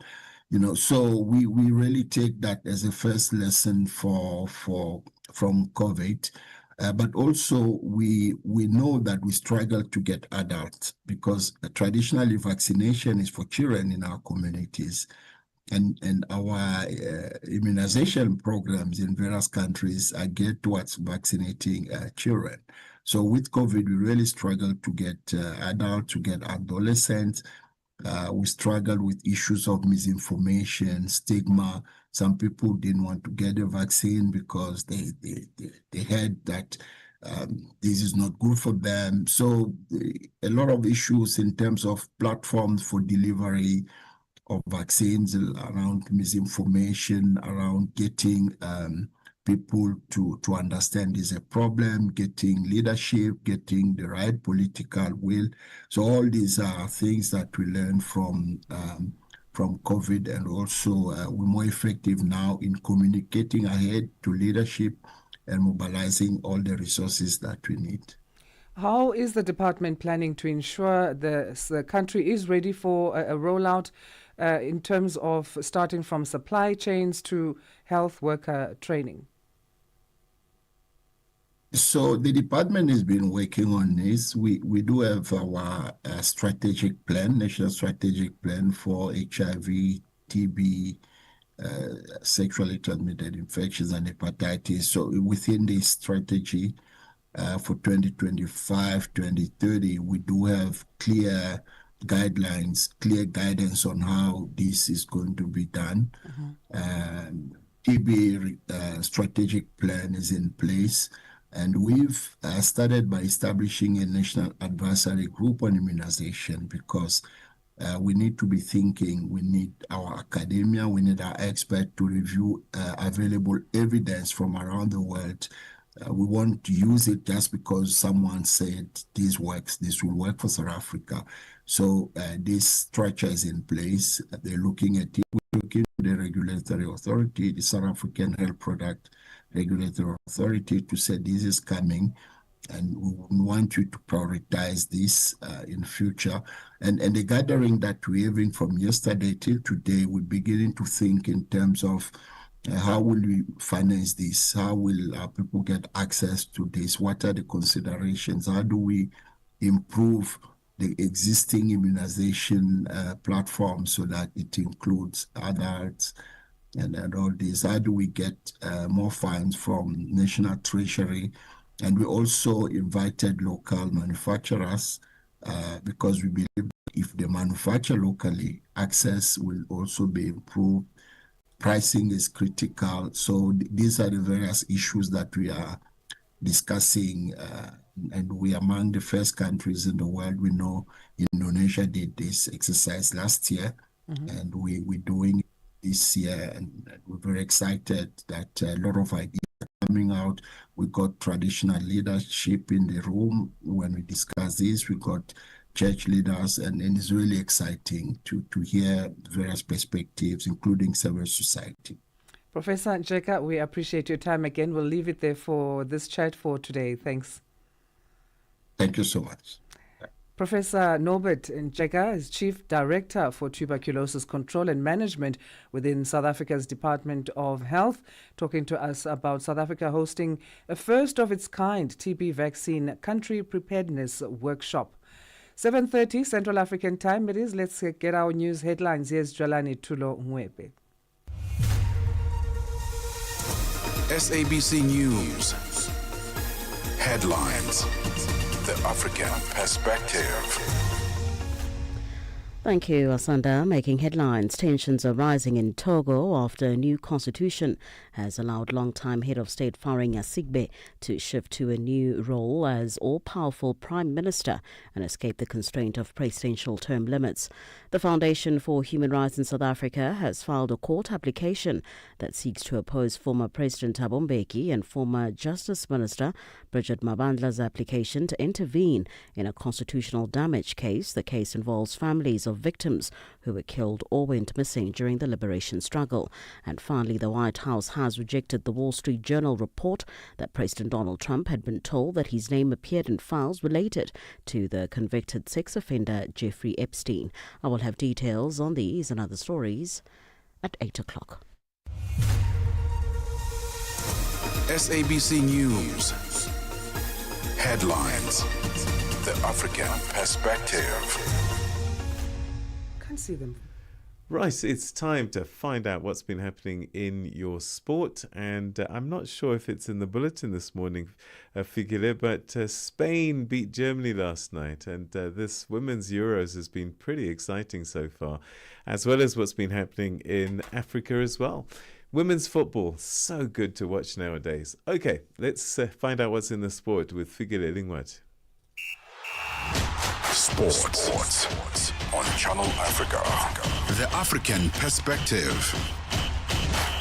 Oh, yes, indeed, Peter. And it's also having their own problems with regards to racism. But let's start off with the good news here in Africa, where Banyana Banyana star Gabriela Salgado underwent a successful operation at the Mohammed VI University Hospital in Casablanca, Morocco, a day after the injury she suffered during the CAF Women's Africa Cup of Nations semi-final clash against Nigeria at the Labi Zaouli Stadium. The winger was stretchered off late in the second half following an accident during the South Africa's senior women's national team's 1-2 defeat to the Super Falcons on Tuesday. Salgado remains in hospital while she recuperates and will stay with the team upon release. She will fly back home with Banyana Banyana next week. The whole of Banyana Banyana team visited Salgado at the hospital on Tuesday night after she had been stabilized following the injury. Meanwhile, messages of support continued pouring in, with South African President Cyril Ramaphosa leading the charge. A few Nigerian players went to the hospital to visit her, and they presented her with a signed Super Falcon jersey.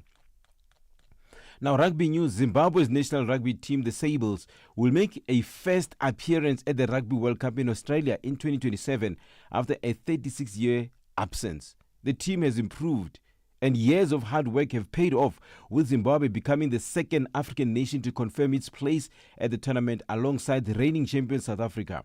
The Sables beat Namibia 30-28 in a thrilling Rugby World Cup Africa final in the Ugandan capital in Kampala over the weekend to qualify for the 4-yearly global showpiece. The Sables appeared at the first two Rugby World Cup tournaments in 1987 and 1991. Zimbabwe's Sables fly half Ian Priya says the next 2 years will be used to get the team competitive for the 2027 tournament. It's a really exciting period. It's a game changer for rugby union in Zimbabwe. It gives us a lot of confidence now to build for the next 2 years, and a World Cup in Australia is a pretty special thing to work hard for. Currently ranked 26th in the world rugby rankings, Zimbabwe will now turn their attention to the World Cup 2027 draw. And Rugby Africa President Herbert Mensah says they are putting their hands on deck for Zimbabwe to get the full support of everyone ahead of the World Cup. Let's not go small. Let's make sure Zimbabwe's got full support at every single level. And then I've spoken to World Rugby as well, the high performance section, to make sure that technically we're there to support them in the run into the World Cup. So we're ready. I think Zimbabwe are ready. The government officials here seem to be ready. The boys are definitely ready. Let's end with motor racing. Ahead of Laurent Meki's first Grand Prix as the Red Bull team principal, Max Verstappen says he's looking forward to working with the Frenchman. As the Formula One paddock focused on Verstappen and his Red Bull future, the Milton Keynes team dropped a bombshell when it sacked Christian Horner as team principal and Red Bull Racing CEO. Meki's was appointed as the replacement, with the Frenchman moving over from Racing Bulls to Red Bull with immediate effect. For any sports stories you'd like to share with us, please do send an email to newsroom@channelafrica.co.za or call us on +2711 714 4459. This is Channel Africa Sport with me, Figile Dingwati. Sports on Channel Africa. The African Perspective.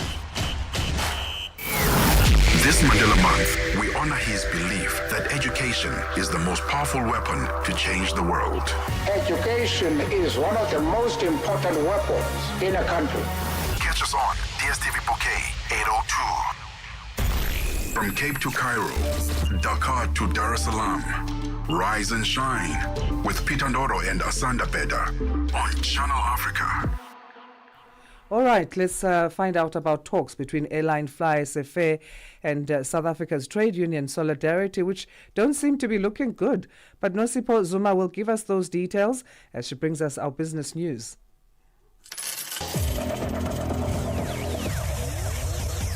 Business news on Channel Africa.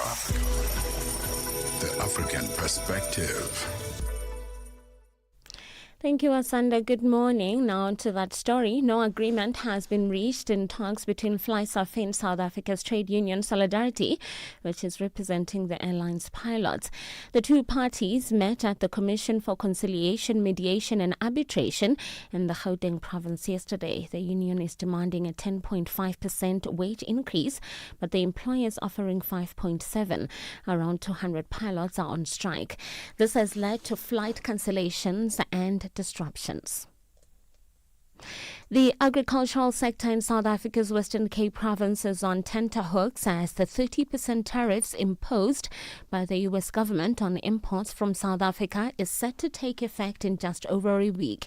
The sector says it exported $28 million worth of agricultural produce to the U.S. last year alone.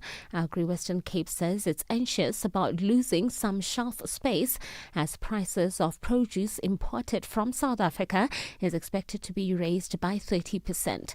Andile Mbajwa reports.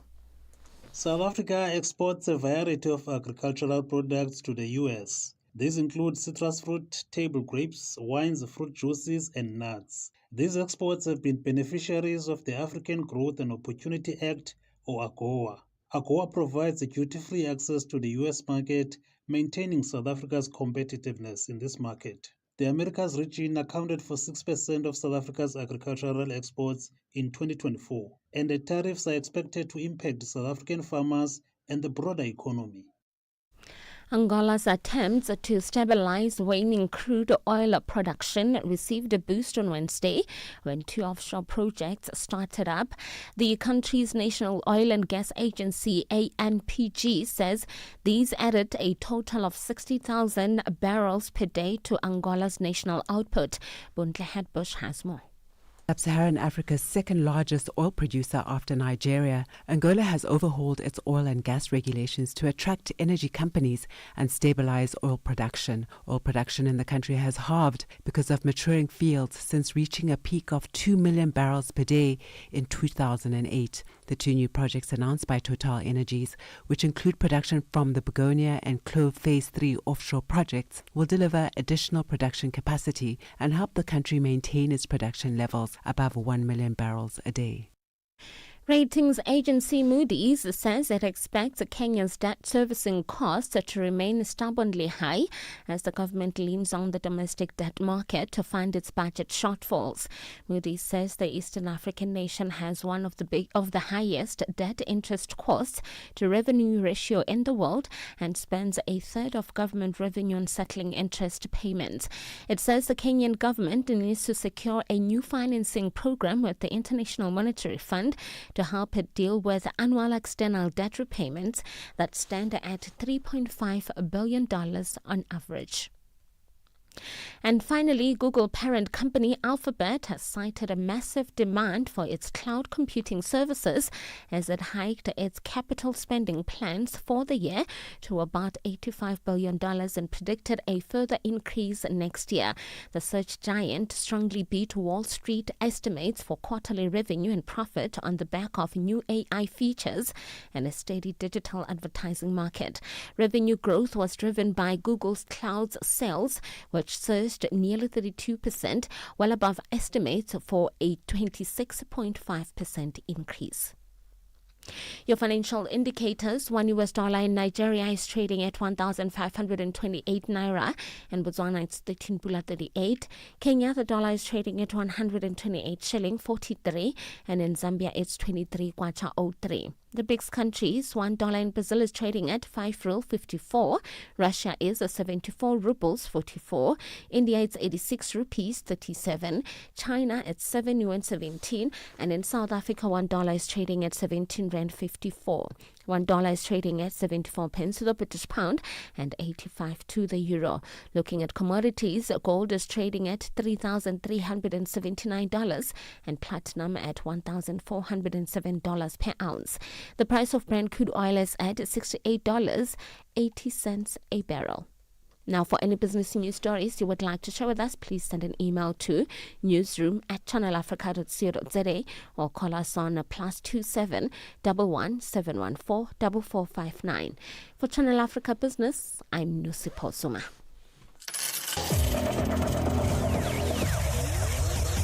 Business News on Channel Africa. The African Perspective. Download the SABC app and take Channel Africa with you everywhere you go. Chairman of Resources for Africa, Bernard Swanepoel, says Africa should define its own timeline for the energy transition, one that takes into account the continent's unique developmental needs. Speaking at the Coal and Energy Transition Day event in Johannesburg, South Africa, Swanepoel emphasized that a just transition must not come at the expense of energy security and affordability, particularly for coal-dependent economies. Channel Africa's business reporter Innocent Samosa has more. At a time when the global push for clean energy is gaining momentum, Chairman of Resources for Africa, Bernard Swanepoel, is urging African leaders to chart their own course. Absolutely. Of course, there's a continental conversation, but I think we need to recognize it's different countries. So each country should first and foremost have its own timeline, its own strategy, a road to energy efficiency and energy independence, and then the collective will make sense. To start with an African plan without having national plans, I think will be skipping a critical step. I think the conversation is becoming more mature. It started off as an either or. We must kill coal mining and coal-fired power stations and only have renewables. That was never grounded in reality. We need more energy. We need sustainable energy. We need coal-fired power stations for at least the next 20 years.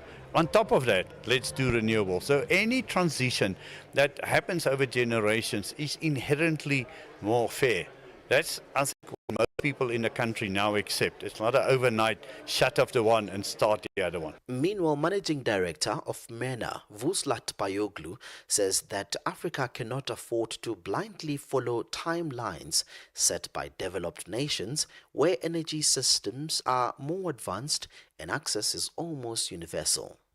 I believe the world needs all forms of energy, renewable, non-renewable, nuclear, coal, gas, wind, solar, whatever, hydro.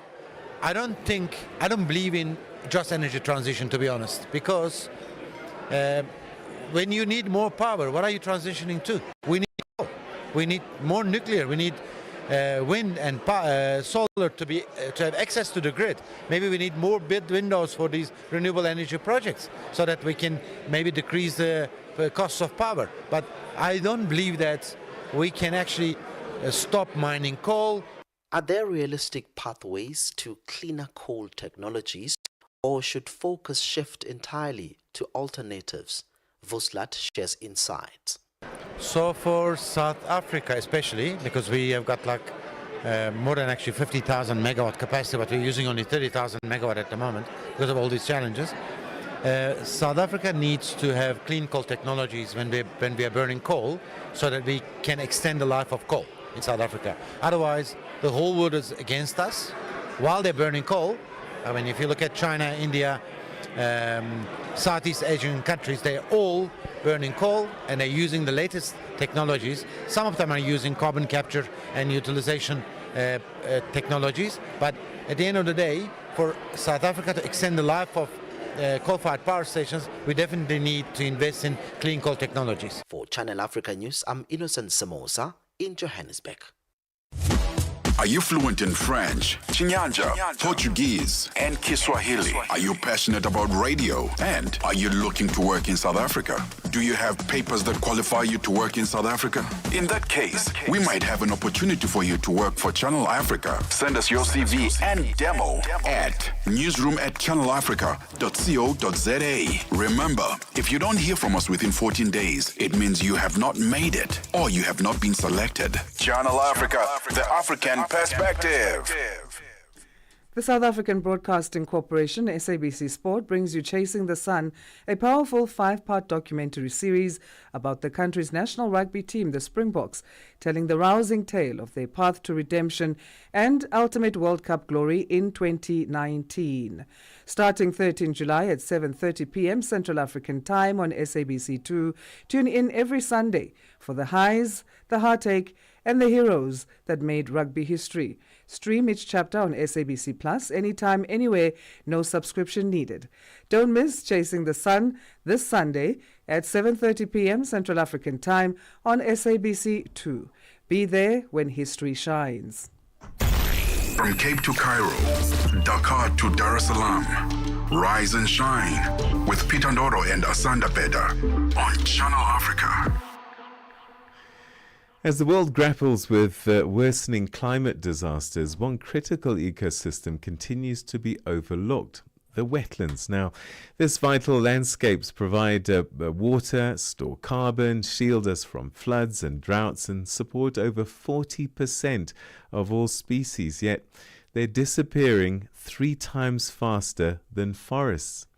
Now, this week, the 15th conference of the contracting parties to the Ramsar Convention on Wetlands, or Wetlands COP15, is taking place in Victoria Falls in Zimbabwe. Delegates from over 170 countries have gathered to forge a global plan to halt wetlands loss and restore degraded ecosystems. Zimbabwe has kicked off the summit with a bold pledge, and that's to restore 250,000 hectares of wetlands and designate 5 new Ramsar sites by 2030. Well, to unpack the stakes and what must be done, we're now joined by Richard Lee, who's the head of communications at Wetlands International, and that's the only global NGO solely dedicated to protecting and restoring wetlands. Richard, thanks very much indeed for joining us, and welcome to the program. Thanks, Peter. Really pleased to be here. So let's start with a big picture view of this. Why should the world care more about wetlands, and why now more than ever?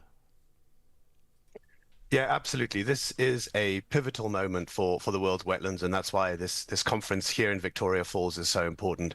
And the reason is that we have undervalued wetlands for too long. Across the world, they've been viewed as things that we can take the water from, we can destroy them, we can turn them into cities and farms, and we've undervalued all the benefits that they give to people and nature, and indeed the climate. And you mentioned some of them there, but they really are our life support systems. Wetlands, then that's rivers, lakes, swamps, bogs, marshes, they provide us with our fresh water, our water for drinking, our water for businesses, our water for irrigation and agriculture. They provide us for food. Hundreds of millions of people around the world depend on freshwater fishes, for example, freshwater fisheries, particularly here in Africa.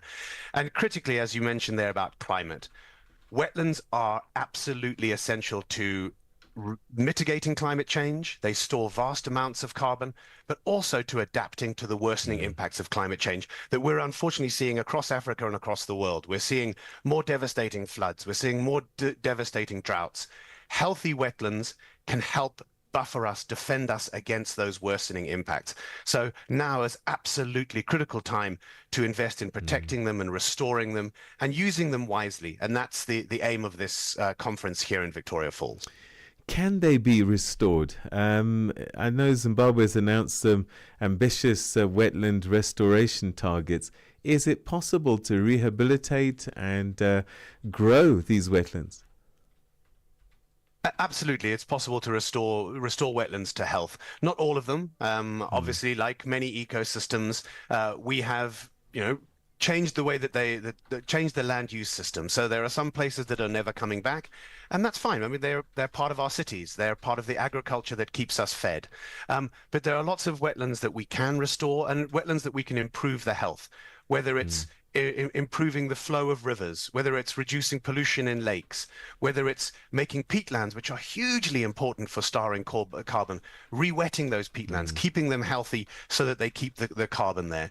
And yes, there are lots of different ways of doing that. And Wetlands International works with governments and partners in many countries around the world to do that with communities, because ecosystems like these wetlands are absolutely critical for our communities. They know that, they live with them, and so working with them, we can restore them. And it's important what Zimbabwe said. It shows real leadership here at the conference, which they are hosting. It's a significant pledge.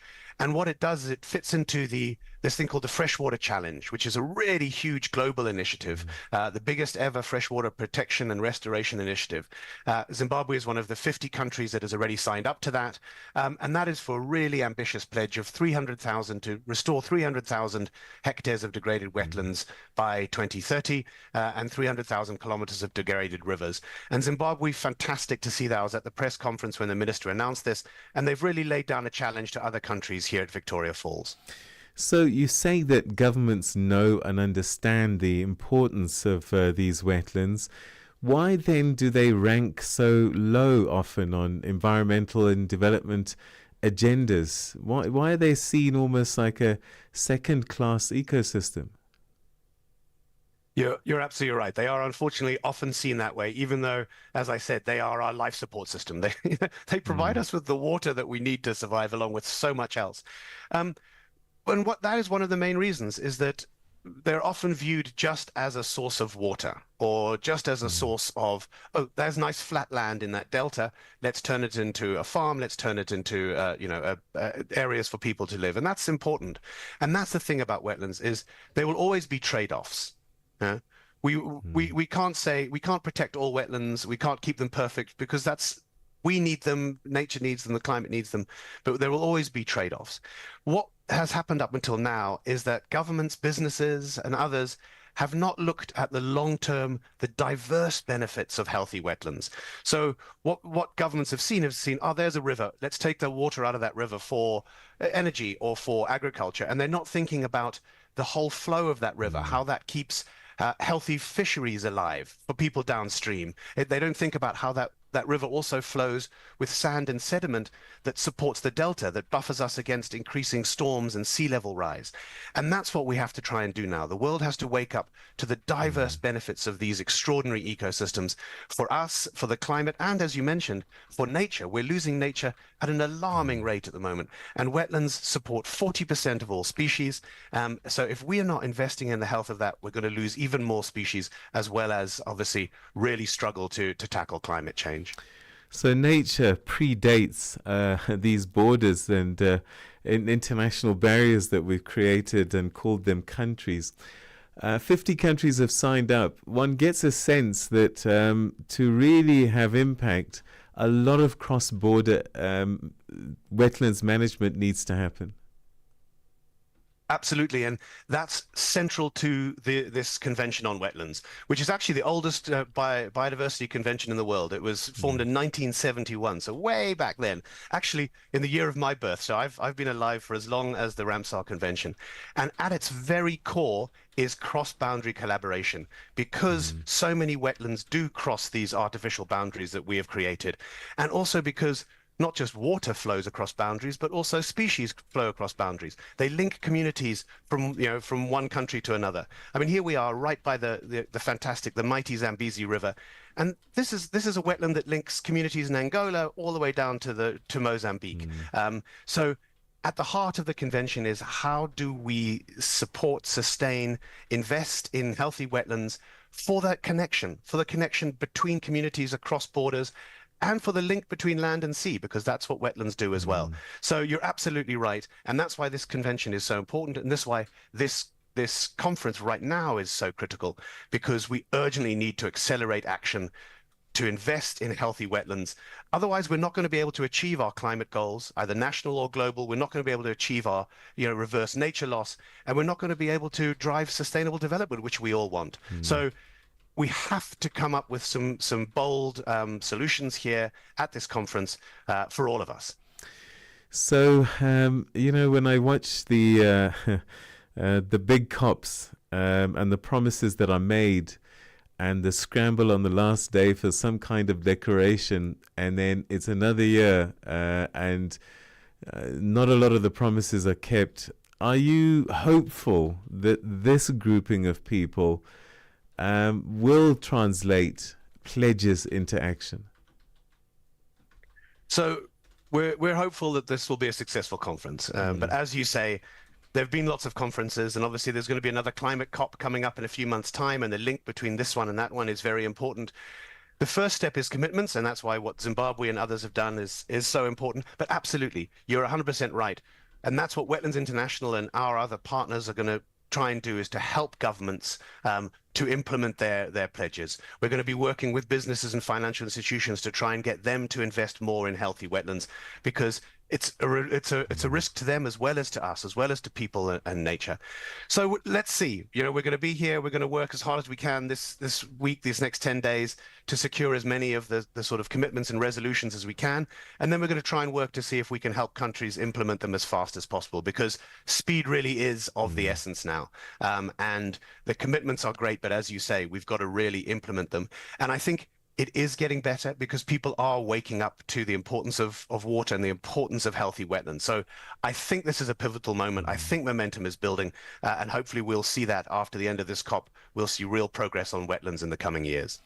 All right, and perhaps finally, if you had one message for world leaders watching from afar, maybe focused on other issues like conflict, economic crisis, what would you urge them to prioritize of coming out of COP15? What I would say to them is healthy wetlands underpin everything. They underpin our societies and our economies. Healthy wetlands are critical for peace and security and development. So you can't solve the crises that we're seeing without healthy ecosystems, healthy nature, particularly healthy wetlands. People move if they don't have water. People move if they don't have food. These things are dependent on healthy wetlands. So absolutely lots of crises to deal with, but invest now and invest in healthy wetlands across the world. And that's where we'll leave it, Richard. Good luck with the rest of the conference, and let's hope we get the right decisions made, commitments lived up to. Thanks so much for your time. Thanks so much, Peter. That was Richard Lee, Head of Communications at Wetlands International, speaking to us about the urgent push to protect the world's disappearing wetlands at COP15 in Zimbabwe.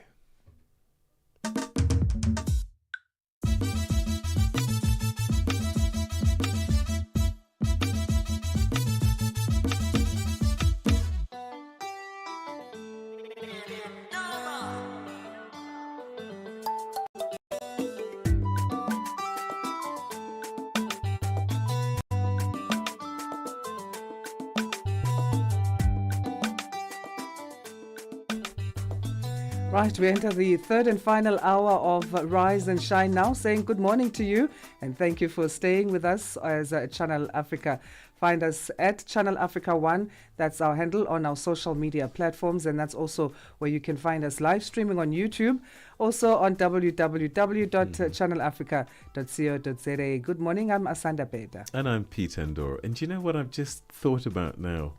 Is that we literally do watch the sun rise here in the studio. We come here before the sun comes up and we watch it rise, and it's in full bloom now. So yeah, this is Rise and Shine. Yes. And we've got lots that we're going to be talking about in this coming hour. And one very interesting story developing out of Lesotho, they reckon that there's a group that is training young people to become militants, soldiers, and they're worried about some kind of rebellion or insurrection that might follow. But the governments of South Africa, where they're supposedly being trained, have said nothing. And so we're going to try and find out, is this real? Is this political posturing? Or what is going on here on the ground? That's all coming up after the news with Jwalani Tulongwepe. SABC News. The African Perspective. Thank you, Peter. Good morning. Tensions are rising in Togo after a new constitution has allowed the country's long-time head of state, Faure Gnassingbe, to shift to a new role as a prime minister and escape the constraint of presidential term limits. The move has triggered anger on the streets of the capital, Lome. Protests are set to continue this Friday. At least 5 demonstrators have died while confronting official security forces in recent weeks. The Southern African Development Community is holding the 27th Ordinary Meeting of the Ministerial Committee of the Organ on Politics, Defence and Security Cooperation in Dar es Salaam in Tanzania. The meeting is focusing on issues aimed at promoting peace and security in the region. Daniel Kijo has more. Speaking at the SADC Ministerial Committee meeting in Tanzania's commercial capital, Dar es Salaam, the Permanent Secretary in the Ministry of Foreign Affairs and East Africa Cooperation, Ambassador Samuel Shulukindo, said the region must not be complacent despite overall stability. He called for stronger collaboration among member states to tackle the conflict in eastern DRC, which continues to displace civilians and destabilize regional peace efforts. Shulukindo also warned of a surge in transnational crimes, including arms smuggling, human trafficking, and cybercrime, urging coordinated intelligence sharing and reinforcement strategy.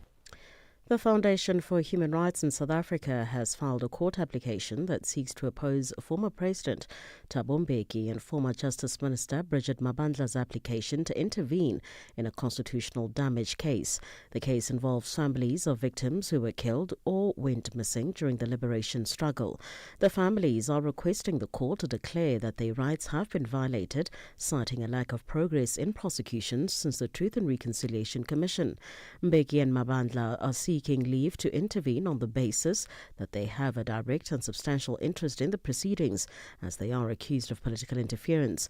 Zaid Kimi is the executive director of the foundation. We think President Mbeki and Ms. Mabandla have many other options if they feel their reputations are being damaged. They have resources, and they can take whatever other legal action they wish to take. There's no need for them to intervene in our case against the government. They are not a party to the case. They're not being accused directly of anything. We recognize that those issues will be ventilated elsewhere.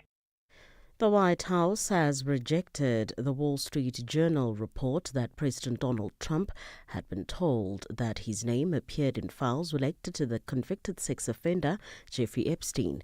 The U.S. newspaper alleges that the Attorney General Pam Bondi had informed Trump in May that he'd been identified in the documents. The BBC's Nomia Iqbal has the story. The White House has dismissed it as fake news. The president has not been accused of wrongdoing related to Epstein, but for years he stoked conspiracy theories that the convicted sex offender might not have killed himself and was in possession of a list of powerful figures involved in crimes. Last month, his administration said there was no basis to continue investigating it, sparking a huge backlash among Mr. Trump's political base, which for nearly a decade has been loyal to him. Polls suggest nearly 2/3 of Americans overall disapprove of his handling of the case. And this week on Channel Africa Conversations podcast, host Peter Ndoro is in conversation with Dr. Arumna Otte, a former treasurer of the World Bank, former Director General of Nigeria's Securities and Exchange Commission, and now an academic scholar at the University of Oxford, who says during her career she faced a lot of backlash and death threats from some of the work that she was doing. And so for me, it was natural to stand up for what is right. But I really felt strongly, in the same way that I'm doing a call to action, I felt strongly about the value of capital markets to Nigeria unleashing its potential. And, I got to a point where people would say to me, oh, I hope you know that the National Security Advisor said to me, we like what you're doing, but, I hope you know that there are people who want to sponsor people to kill you. And I said to him, absolutely, he's an absolutely phenomenal man, very experienced. And I said to him, well, thank you for the information, but at least I'll be dying for something. For any news stories, rather be sure to catch the full conversation on our YouTube channel at Channel Africa 1. And now for any news stories you would like to share with us, please do send an email to newsroom@channelafrica.co.za or call us on +27 11 714 4459. For Channel Africa News, I'm Jolani Tulo Wepe. SABC News. The African perspective. In our sports headline, Cameroon national football team coach denies quitting citing cyber attack. Yannick Sinner rehires his fitness coach following the PED scandal. I'll be back with these and other stories at the bottom of the hour. Wake up, Africa. Peter Ndoro and Asanda Peta are here to help you rise and shine. Weekdays, 6 till 9 a.m. Central African Time. Only on Channel Africa. As organizations prepare for the upcoming Liberation Movement Summit taking place in South Africa this weekend, many citizens of the region are hoping that the leaders of these organizations will engage in honest, frank, and robust discussions on challenges facing their respective countries. The summit will be convened under the theme of defending the liberation gains, advancing integrated socio-economic development, as well as strengthening solidarity for a better Africa. The African National Congress political party in South Africa will be hosting the leaders of political parties Frelimo of Mozambique, SWAPO of Namibia, ZANU-PF of Zimbabwe, and the People's Movement for the Liberation of Angola or MPLA. They are expected to attend the summit on Sunday. Bunolo Maribe has more. It will be a moment of reflections as the liberation movements have come under fire to deliver on some promises. Many have suffered a reduced electoral support, while others have lost elections. This weekend will be crucial for the leaders of these organizations as they will engage with each other. Dr. Charles Mupita from the SWAPO Party School addressed these concerns back in the cusp of the Namibian elections last year. There is this illusion that liberation movements in Southern Africa are losing power. The liberation movements will have to give way to some other, parties.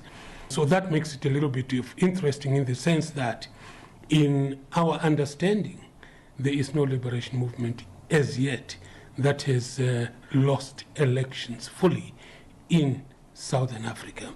Only a frank discussion can help, a sentiment that many have echoed. This is something that we've been talking about, maybe in conferences, in schools, about unity in Africa. There's power in unity, so I would like them to talk about how we can cooperate, Africans coming together. They should be discussing in the summit is firstly making sure that they do what is required for the people in their country, to ensure that everything is governed accordingly, so that we don't have issues of having to fight amongst each other. Therefore, that our collaboration is more beneficial to each country so that we build Africa as a whole. I think we should discuss foreigners who cross borders to other African countries without legal documentation and the fact that they're involved in corruption and drug dealings and crime as well. President of the ANC, Cyril Ramaphosa, will deliver the opening address. Other countries that have supported the liberation organizations in Southern Africa will also attend as observers. Bonolo Maribe, SABC News, Johannesburg. Right, it's 9 minutes past 8 Central African time, and you may be wondering, Peter hasn't done a Today in History today, and I'm going to do it now. And you didn't do it yesterday either. I know. I was riding solo. Oh, gosh. So there was something interesting that happened July the 24th, 1990, so that's going back quite a long time now. President Samuel Doe's successor, Amos Sawyer, formed an interim government in exile. And this, of course, was after the brutal civil war and assassination of President Samuel Doe in 1990 in a peace conference in the Gambia, and that led to the formation of interim government headed by Amos Sawyer. The announcement on July the 24th marked a pivotal moment in Liberia's effort to rebuild amid Charles Taylor's rebellion. At the same time, in Somalia on this day, the Somali parliament convened in exile in Kenya. Again, the absence of security in Mogadishu, Somalia's transitional parliament held its session in Nairobi, Kenya, and that symbolized attempts to restore governance structures in the war-torn country. And sadly, things haven't improved all that much, even though they are at least able to run things inside their own country. Right, let's go to this story now, which is fascinating me, I've got to say. Lesotho is facing a wave of political unease following explosive claims by the country's security chiefs that illegal military-style training camps are operating on South African soil and that young Basotho are being recruited to join them. Now, according to a report by a publication called Ground Up, the alleged training is being coordinated by a group called Malatlanaha, which is said to be pushing for the reclamation of South African territory that once belonged to the Basotho Kingdom. And this has triggered alarm bells in both Maseru and Pretoria, and Parliament is now expected to actually deliberate on this matter this week. The controversy has already led to the arrest of MP Tsepo Dipolo, who's on charges of sedition and incitement, further fueling political tensions in the country. Well, to unpack what's happening behind these dramatic developments, we're now joined by Advocate Rakoane, who's a former Minister of Tourism and leader of the Popular Front for Democracy. Thank you so much indeed for joining us, Advocate. Welcome to the program. Thank you very much, sir. Thank you, and welcome to our listeners. So what do we know about this story? There does seem to be limited detail, a lot of inferences, speculation, but a lot of evidence is missing, it seems like. What do we know for sure? Yeah, it is surrounded by mystery. But what we learned is that for some time, Dr. Dipolo, who is the MP who is detained, launched an agent application, I think that was March, April, where he was challenging government to come out or for the court to cancel a warrant of arrest. And then the government denied having anything to do with Dr. Dipolo. Then the court threw out the case. Apparently, he was underground. The question was, where was he? Was he in Lesotho, South Africa, or somewhere else? But he was not in the country.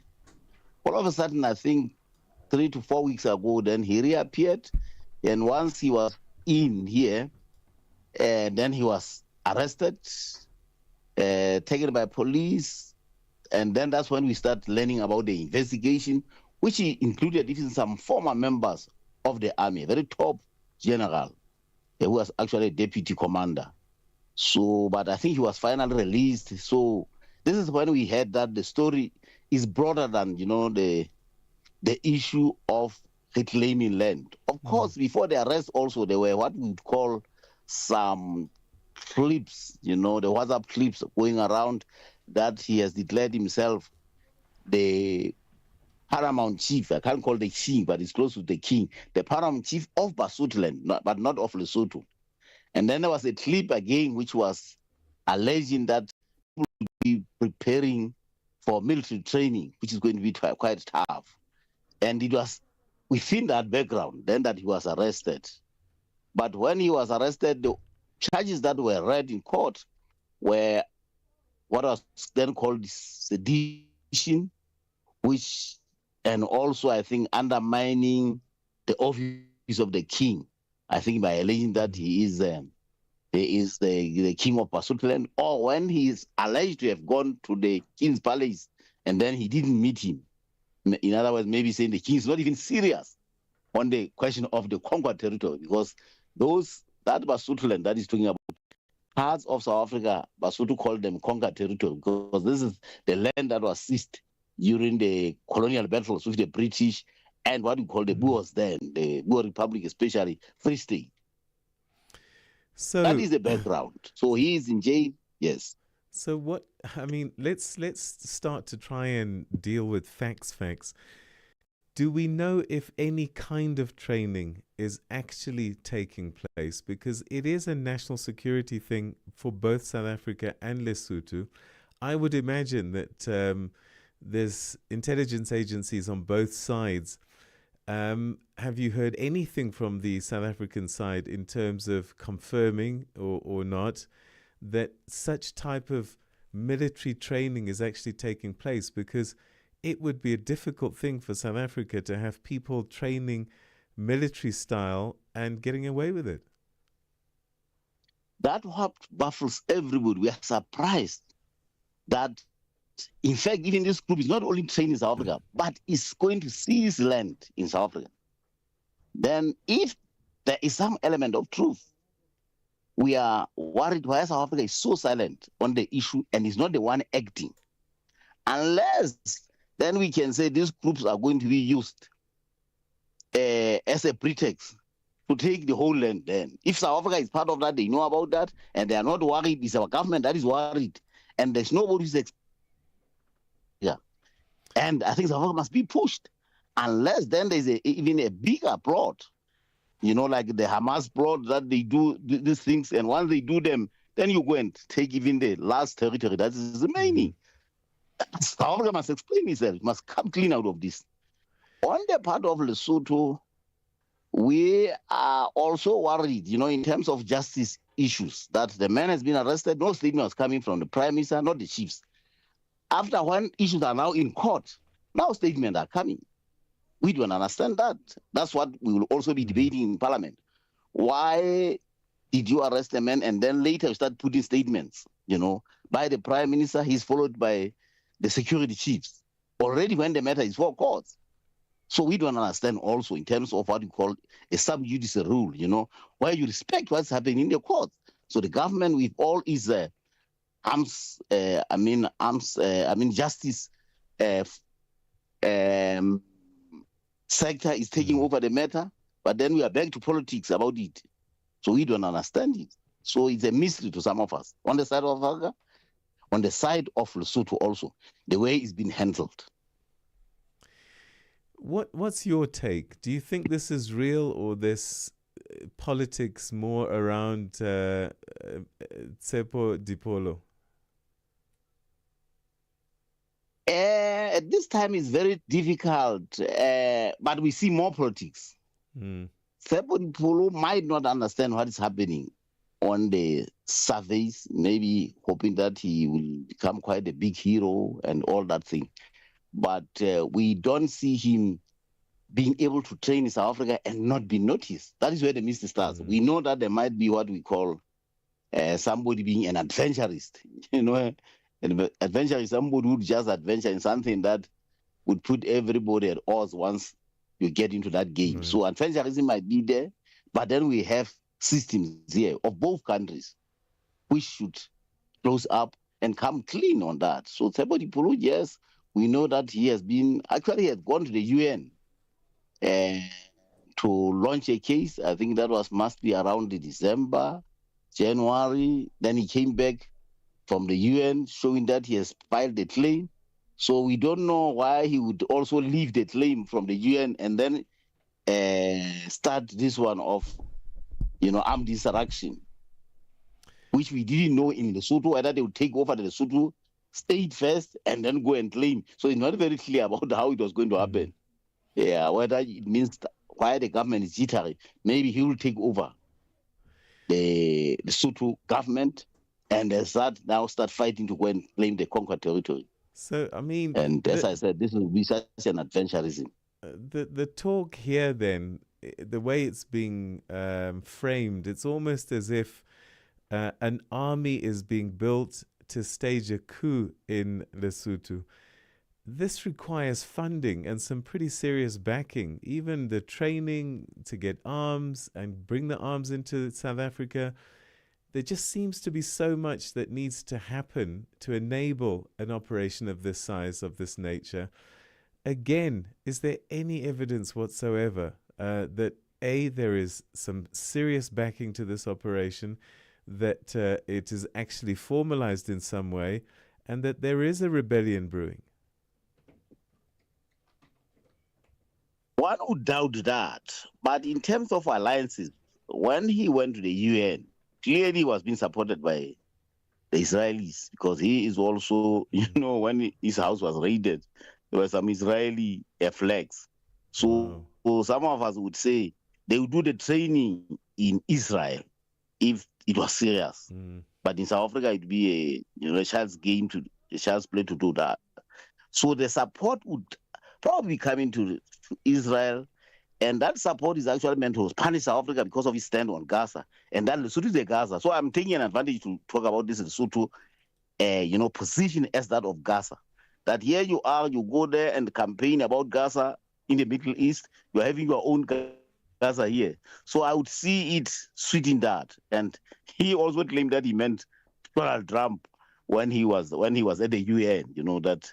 Yeah, so there were this backing, but I don't know whether military they could go that. But politically, clearly, that UN trip was having a backing of Israeli and probably some Americans, just to embarrass South Africa. But a serious military training in South Africa, one would doubt that. But in an adventure, is some sort of, or somebody is desperate, it looks more of a desperado kind of an operation if somebody started that. But politically, during the UN trip, there was this outside backing that one could discern at that stage. So, from a legal perspective, what are the implications, particularly from the Lesotho side? What laws, if any, are being broken if Basotho nationals are training outside of the country in anything that looks and remotely resembles military type training? Is it illegal? On the face of it, that might, especially when you do in another country, unless we invoke the anti-terrorism law. But the anti-terrorism law that we have, which is quite detailed, is in terms of funding, which is under the UN protocols on terrorism financing and all those things. That is the closest, because it is a cross-border crime, especially as funding is concerned. But ordinary training on its own, we don't have what we call it mercenary or anti-mercenary laws. Like when South Africa was recalling, I don't remember which group was being recalled, training. We don't have a law to that extent. So somebody must be doing here in the country. But that Mosotho would go and train, and even your mercenary, we don't have such kind of a law. It is only anti-terrorism financing. That is the one, if then they are under the scope of anti-terrorism legislation. Did the military briefing by the Lesotho government give any indication about the kind of conversations that were taking place with South Africa, and if South Africa had actually confirmed anything that they even investigating? At this stage, we are not aware of it. I think it's going to, from the debate in the floor of the House when Parliament opens next week, Friday, that is when this matter will be pursued, and would find even whether government will go and present a statement or whatever action they want. On the opposition, we would want to exactly ask these very questions from the floor of the House. That's the only thing that we have, because the House is now in recess. We are opening next week, Friday. I mean, this is quite fascinating because of the few bits of evidence at all that's actually been presented. We're just hearing a story. How easy is it for young men to be taken out of the country and to come to South Africa for training? No, we already South Africa. That is why I wanted to talk about this operation to do with Basotho. Right. We are people now being denied to go to health centers. No, we have close to 500,000 people. That is the estimate. Remember, I said I was once a Minister of Home Affairs and I worked on trying to document Basotho. So we have so many. During the special permit, during our tenure with Minister Gikaba, I think more than 200,000 people registered to have, who are in South Africa then. Then I think there were still others. If you take the mine workers, and now you remember we have this illegal Zama Zama. So they're all over. There's no doubt about that.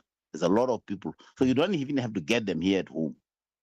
And apparently, of course, we learned that there are South Africans who are also interested. And some even allege the farmers themselves, which is interesting because those are the people who took the land. But we learned there are some who are supporting this. So that's why South Africa is the one that has to come up about the plot because it's happening just in their backyard. They are the ones we have to explain how broad this is, who are those farm owners, because it must have been located. That this is, where do they belong? Is it part of the movement that also want to sit from South Africa and then have a bigger Lesotho? Is it those kind of people? Now I'm talking about the farmers themselves. What would be the motivation for young people to even want to join a movement like this? I mean, what's there to gain? No, I think, of course, generally, people, we are very unhappy the way South Africa is treating us. Remember that it's not only the land that was taken from us. And if you look at the history, and we're squished. Now it is the water. You know, I can always call myself the chief of the water, the Gazetteer. I can authoritatively talk as one of the chief residents from that place. That's why I'm always warning the Tula people that must be careful that they get water from us. So these are things that are, and also more than any other country in Southern Africa, we have been the ones that have been undermined to produce so that we become cheap labor of South Africa. So people used to call it a glorified Bandwistan. So that is where we are coming. So that's why the question of Lesotho and South Africa is so, even as we develop, that this has been the issue. And the black people then, when the Union of South Africa was being formed, they said, no, Lesotho should remain independent as a beacon, as a symbol of independence of black people. So that is why to us, we have always been part and part of South Africa. So what has to be resolved, it is the future of Lesotho. And some people say incorporating it. I don't know, because of our system and history, whether you can think of incorporating us. But we have to find a working relationship. When Nelson Mandela was in Lesotho, he talked about the corridor, of course, which will allow that movement. But I think our relationship, which actually was espoused by Ndade Mbeki, you know, a very serious Africanist, not this pseudo and now a nationalist. He said South Africa must take Lesotho out of the least developed countries as a deliberate effort. Because if you leave it there, then you'll be tempted to come and take it over, and then they fight you, you have Gaza. The best thing is that to take it out. So that must be addressed. I think that is why even the national dialogue that is being debated now in South Africa, there must be a chapter that deals with Lesotho. Because we are a part of us, and then you think that the Dudula movement will just ignore us. We cannot. Like the Palestinians can't disappear in their own territory with Israel. So that is the nature of Lesotho, and that has not been taken seriously. So this movement, despite all its odds, is touching that fundamental issue, the future of Lesotho relationship. So in a statement, the security agencies revealed that prominent individuals, including MPs and religious leaders, are under investigation for allegedly playing a role in fueling the insurgent campaign. Is there any evidence to this? The insurgency, I don't have the evidence. I can't say it, but I can't rule it out. As I'm saying, there could be a lot of evangelism. There could be a lot of groups. I was even saying South Africa could collude if there are people who want to take over, because there could be people who can be playing a Trojan horse kind of situation. That is, of course, it's quite maybe unimaginable possibility. But in politics, you don't rule that out. But on another note, yes, there are people because they are grieved. I was saying historical, the way we've been squeezed. and not being able to say how, and I'm saying it was only Ndadembeki, President Beki, was very clear that there must be a deliberate effort to take Lesotho out of this quagmire because it is going to be a problem of South Africa, one way or another. Okay, and that's where we're going to have to leave it. I want to thank you very, very much indeed for sharing your thoughts and give us some insights on this developing story, if it in fact is one story that's going to materialize one way or another. But thank you so much for your time, Advocate Rakwane. Thank you very much. Thank you very much. Thank you. That was Advocate Leketho Rakwane, who's a former Minister of Tourism and leader of the Popular Front for Democracy, speaking to us about allegations that there is a group in Lesotho that is training young men in South Africa in military-style training to cause rebellion, unrest, take land. We're not sure. We'll have to wait and see how this story plays out. It's 8:30. It's time for your news headlines. Here's Jwalani Tulongwepe. SABC News. Headlines. The African Perspective. Thank you, Peter. Good morning. Making headlines. Protests are set to continue tomorrow in Togo's capital, Lome. Tensions are rising in that country after a new constitution has allowed long-time head of state Faure Gnassingbe to shift to a new role as a prime minister and escape the constraint of a presidential term limits.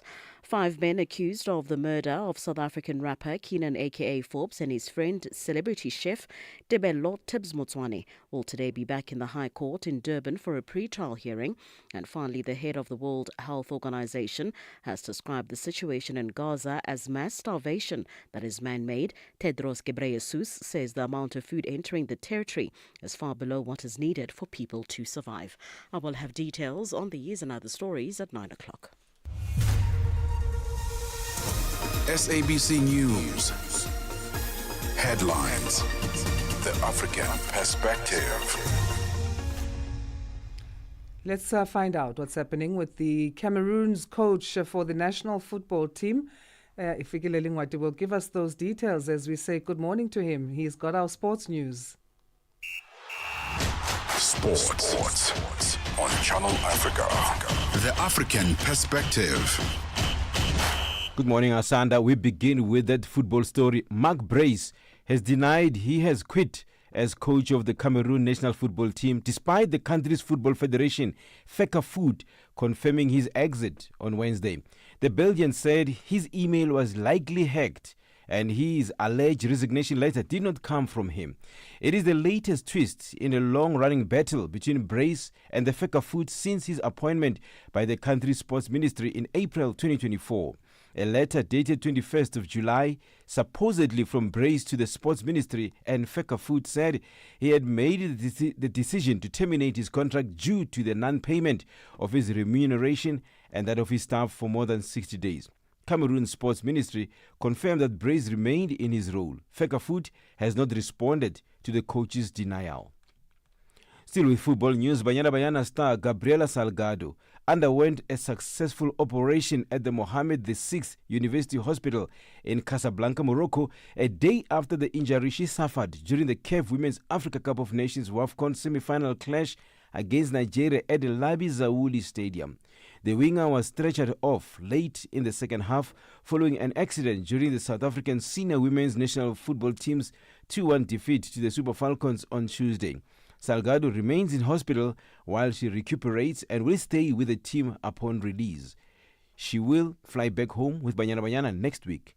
The whole Banyana team visited Salgado at a hospital on Tuesday night after she had been stabilized following the injury. Meanwhile, messages of support continued pouring in, with South African President Cyril Ramaphosa leading the charge. A few Nigerian players went to the hospital to visit and they presented her with a signed Super Falcons jersey. Now on to rugby news. Zimbabwe's national rugby team, the Sables, will make a first appearance at the Rugby World Cup in Australia in 2027 after a 36-year absence.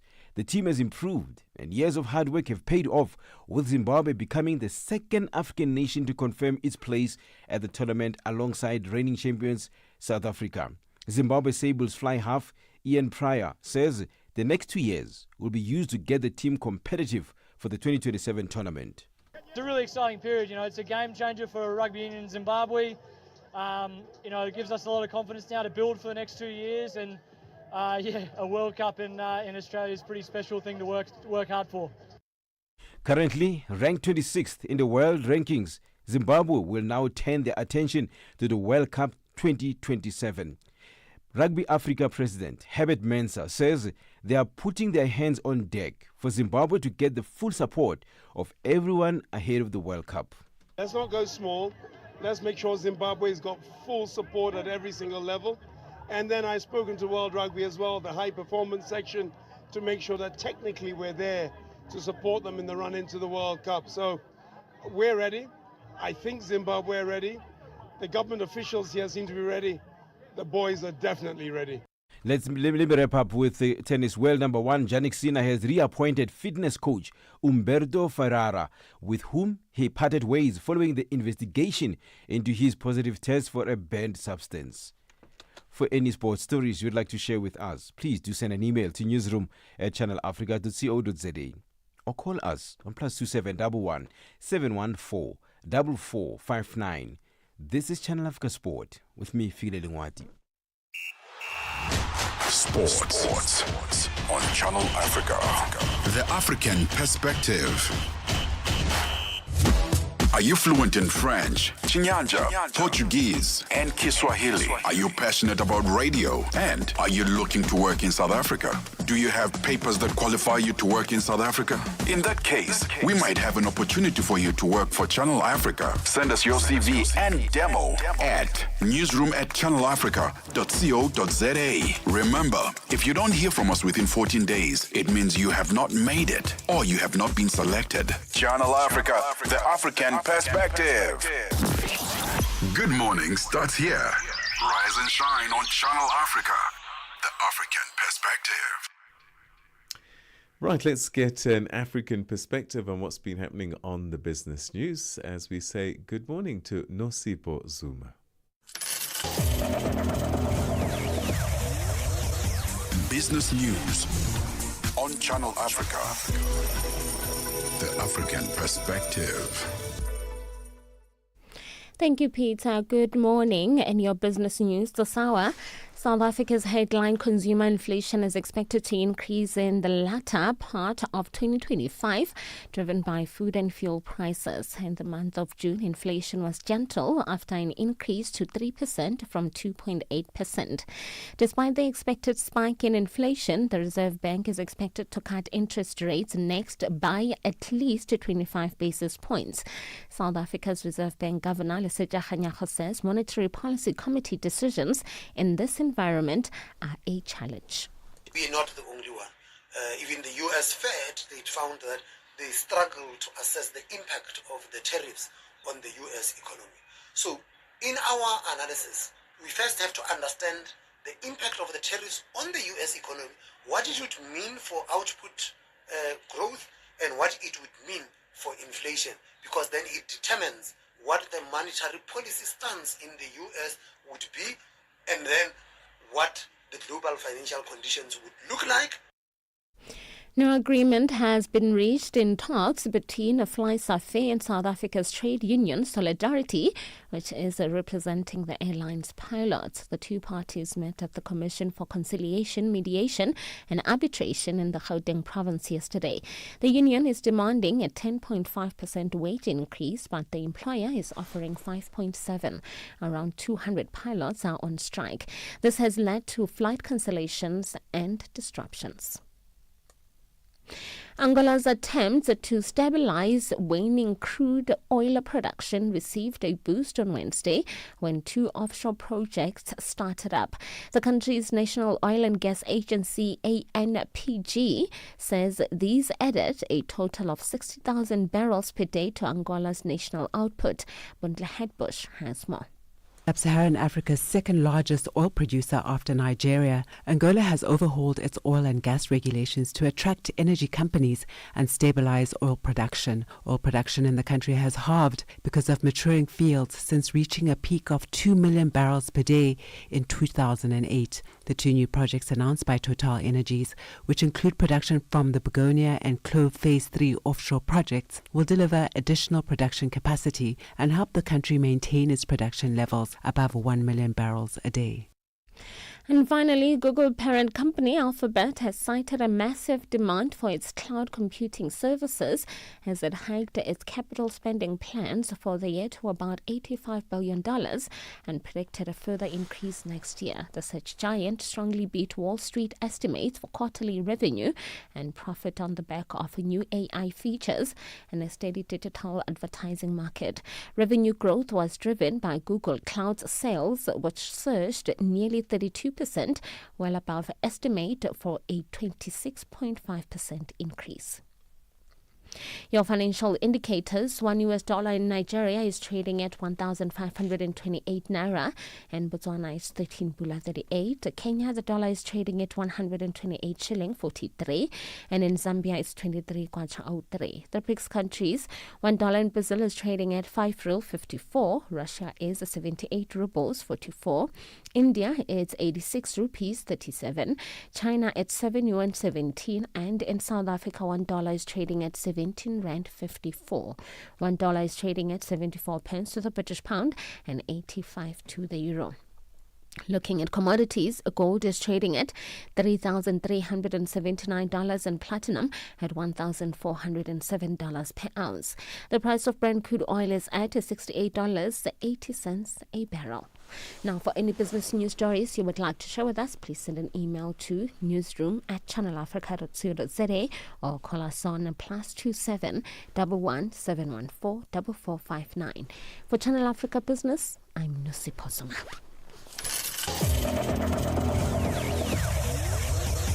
Business News on Channel Africa. The African Perspective. Start your day right with Channel Africa Breakfast. That smells delicious. Live, 5 days a week. We are on Open Views Audio Bouquet. Channel 628. Global financial services company Visa has opened its first data center on the continent. Located in the city of Johannesburg, South Africa, the facility is part of a multi-million-dollar investment aimed at strengthening local transaction processing infrastructure. Channel Africa's Lebogang Mabange attended the launch of this center, and she brings us more.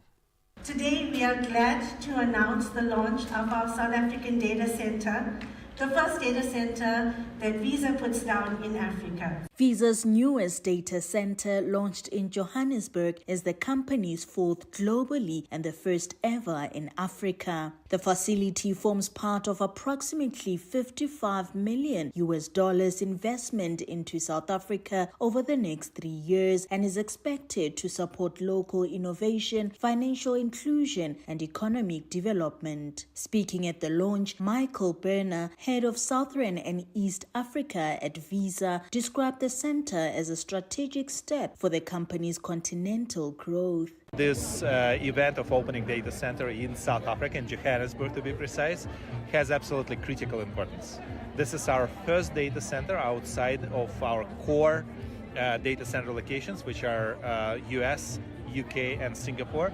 First data center in Africa continent, and is our base for further expansion in the continent. So we are extremely excited and humbled at the same time, opening our first state-of-the-art, very modern facility in Johannesburg this month. Berner says South Africa is not only a geographic entry point, but a key innovation hub for its digital payment services on the continent. South Africa itself is a very important market for us. It is a focus market. It is a market where we see growth potential, where we see big appetite for innovations, where we see that many clients are demonstrating an interest to further develop digital payments. And again, it is probably one of the most important markets in the entire continent, from a sophistication perspective, from a payment education perspective, and from innovations. The event drew support from the government, with Communications and Digital Technologies Minister Soli Malati framing the launch as a vote of confidence in South Africa's digital future. This investment demonstrates the growing global confidence in South Africa as an investment destination. It further reinforces South Africa's position as the digital gateway to Africa. This vote of confidence is welcomed at a time where we aim to transform our country's economy through digital technology. The development of local data centers directly supports our national priorities and digital ambitions. Visa has operated in South Africa for close to 3 decades. Country head Linesh Moodley says the company has evolved with the payments ecosystem and plans to continue doing so as new technologies emerge. Visa opened doors in South Africa about 3 decades ago, and together with the banks, the regulators, and our other partners, we've really helped shape the ecosystem when it comes to payments in South Africa. From cash to cards, from dipping the cards to tapping to everything, whether it's your phone, now we have rings that can make payments, from banking halls to mobile apps. And as we look to the future, really looking at AI-driven and crypto-enabled platforms, we've been here and we will continue to be here for the journeys. With local data now set to be processed inside South Africa's borders, industry stakeholders say the shift could bring new efficiencies and resilience, but the real test will be whether these benefits reach small businesses, underserved communities, and the broader regional economy. Reporting for Channel Africa, I am Lebogang Mabange in Johannesburg, South Africa. Start your day right with Channel Africa Breakfast. That smells delicious. Live. 5 days a week. Sur Channel Africa. Nous allons à présent dérouler notre tapis rouge pour accueillir notre personnalité du jour, l'artiste chanteur Sheky Frey, qui est en ligne de Guinée avec nous. Je suis un artiste guinéen, un créateur, un styliste. Et je fais un peu ce qui plaît à mes fans. Voilà, c'est un peu ça. On a beaucoup de genres de trucs à faire, mais bon, pour le moment, on est basé un peu sur le rap. D'accord. À quelle période de votre vie avez-vous commencé à vous intéresser à la musique, Sheky? Bon, je crois pas qu'il y ait une période, parce que moi, je suis un mélomane depuis mon petit âge. Annika Longi, tous les dimanches sur Mix Vibration.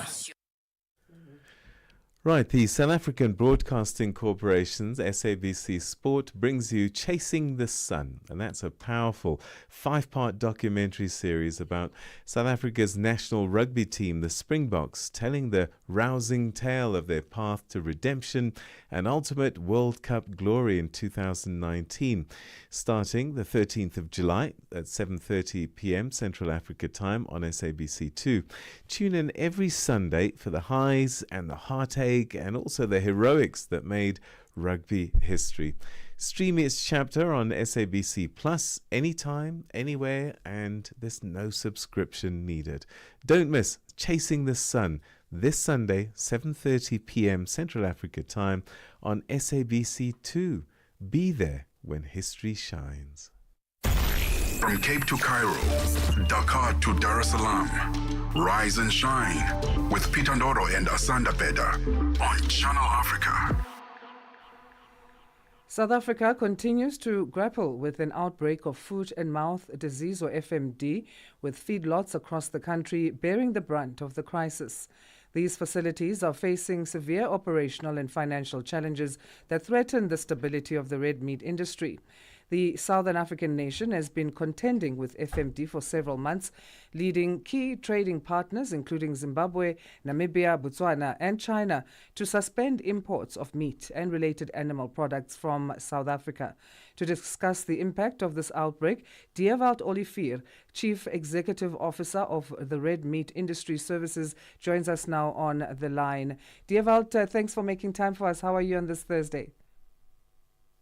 Good morning. Yeah, it's been a rough few weeks, but it's good. It's a fresh Thursday morning, so we're optimistic. Right. Let's firstly look at how the foot and mouth disease has impacted the industry, and is there hope that the industry can recover? Yes, well, the impact is obviously massive. Overall, I think there's a little bit of, and I don't want to over state the issue, but I mean, there's chaos currently. We've actually heard about a positive case yesterday at another abattoir. So there's a real scare with regards to the disease. Now, I need to just mention one thing while we're on the disease itself. It doesn't kill the animals. So we as an industry feel that the reaction towards the disease might sometimes be very much over-exaggerated and so on. So it has a real effect. From an export perspective, the countries that was mentioned now is actually a small part of our exports. And although China has stopped its exports, and it's very sad, I mean, to lose a market, the other markets, the 27 of which we export to, 26 is still remaining. So we can still export, but the massive problem is actually national. It's a national issue with regards to how do we handle this disease internally, what do we do, and the losses that is incurred with regards to, for example, the fifth quarter or the offal as we know it. So that's our real issue. We had an indaba with government on Monday and Tuesday, and I think it delivered real solutions. It takes time. It's not easy. It's not a light switch that you can flick on and off. And we're working towards solutions and a probable outcome within the next 10 days towards finalizing this issue, how we can manage the disease. So how have the local farmers been impacted? Well, the first thing is if you're in a DMA or a disease management area, you cannot move your cattle unless they're vaccinated. And then there's a waiting period after it's vaccinated. So it has definitely impact movement, firstly. And secondly, obviously, everybody's sitting on the edge of their seats to understand where does animal come from, where are animals going to. Biosecurity obviously is supposed to be ramped up anyway, but it has a cost implication, and people are scared. People are scared to buy cattle. People are scared to sell cattle, to expose themselves with regards to this disease. So there's a fear amongst, I think, farmers, feedlotters, abattoirs alike with regards to the effect that this disease has on them financially. So how are education and vaccination efforts in the country rolled out in terms of tackling this issue before it becomes a bigger problem that we see now to control? And what more needs to be done on that front? So from an education perspective, I think there's a lot of done with regards to online setups and online conferences and the like. There's pamphlets and stuff being given out. And I think word of mouth is also very important with regards to what can be done. The big issue obviously currently is that we don't have enough vaccine.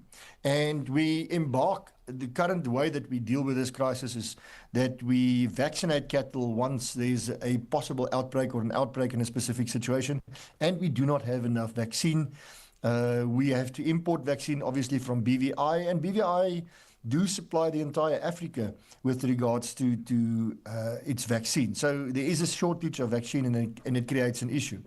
With that being said, we as an industry needs to also look after ourselves and ensure that we buy cattle that are safe and do not have the disease. But there's one little issue with that. Some of these diseases or the strains of this disease has gone subclinical, as we say. So you cannot necessarily detect even animal or visual detection. You cannot detect whether or not the animal has contracted the disease, which makes it and increases the risk massively. Our trading partners in the Southern African region include Zimbabwe, Namibia, and Botswana. But in terms of the spread of foot and mouth disease, should neighboring countries be concerned that it may move from South Africa to them? Well, there's always a possibility. However, we are more scared actually of cattle coming in from Mozambique, for example, and Zimbabwe. So I don't think they should be really scared with regards to the transfer of the disease back to them. We've got more food and feed in the South African side, which naturally will ensure that their cattle would rather come to our country than vice versa. So at this stage, I'm not, from our perspective, we're not afraid that we are going to infect them from our side to them. There's a part of the country hosting the first G20 on the African continent, and that involving the continuation of the forum, that is the G20 Agriculture Working Group. How can these meetings help in significantly dealing with the ongoing challenge of foot and mouth disease control, and what would your call be to these meetings? Research, and again research. We have to, as a SADC region, actually, and look to the cooperation from G20 to assist us with regards to research on our SAT strains, SAT 1, 2, and 3, and the way that it operates. I said earlier that our disease do not kill the animals, so there's no or little, very, very little mortalities, only in young calves, and it's actually negligible. So we have to work together as SADC firstly, but also then in the G20 to put this forward with regards to research and the way that we operate with these diseases. We are of the opinion as an industry, and I think government is starting to align with us, that we need to tell the world that our disease, our strain is very much different than what they see in Europe, the Eurasian countries, and the exotic types of diseases that they get there. We need to show them that our disease is different, and the science needs to show that. Dewald, thanks again for your time. We appreciate it again as Channel Africa. Thank you very much for having me. Great. Dewald Olivier, Chief Executive Officer at South Africa's Red Meat Industry Services, talking to us about foot and mouth disease. Your morning companion with the stories that matter. This is Rise and Shine on Channel Africa. Scholar and academic Dr. Arunma Ote, who is also former treasurer of the World Bank, as well as former Director General of Nigeria's Securities and Exchange Commission, says she hopes her new and award-winning book, it's titled All Hands on Deck, Unleash Prosperity Through World-Class Capital Markets, will inspire readers to know they have a role to play in making sure they have a better life. She was speaking to our colleague Peter Ndoro on our Channel Africa Conversations podcast. Yes, indeed. I had an interesting chat with her, and this book, which won the Africa Business Book of the Year award, I think was a culmination of decades of work that she had, 40 years, whatever it was, 30 years, sorry.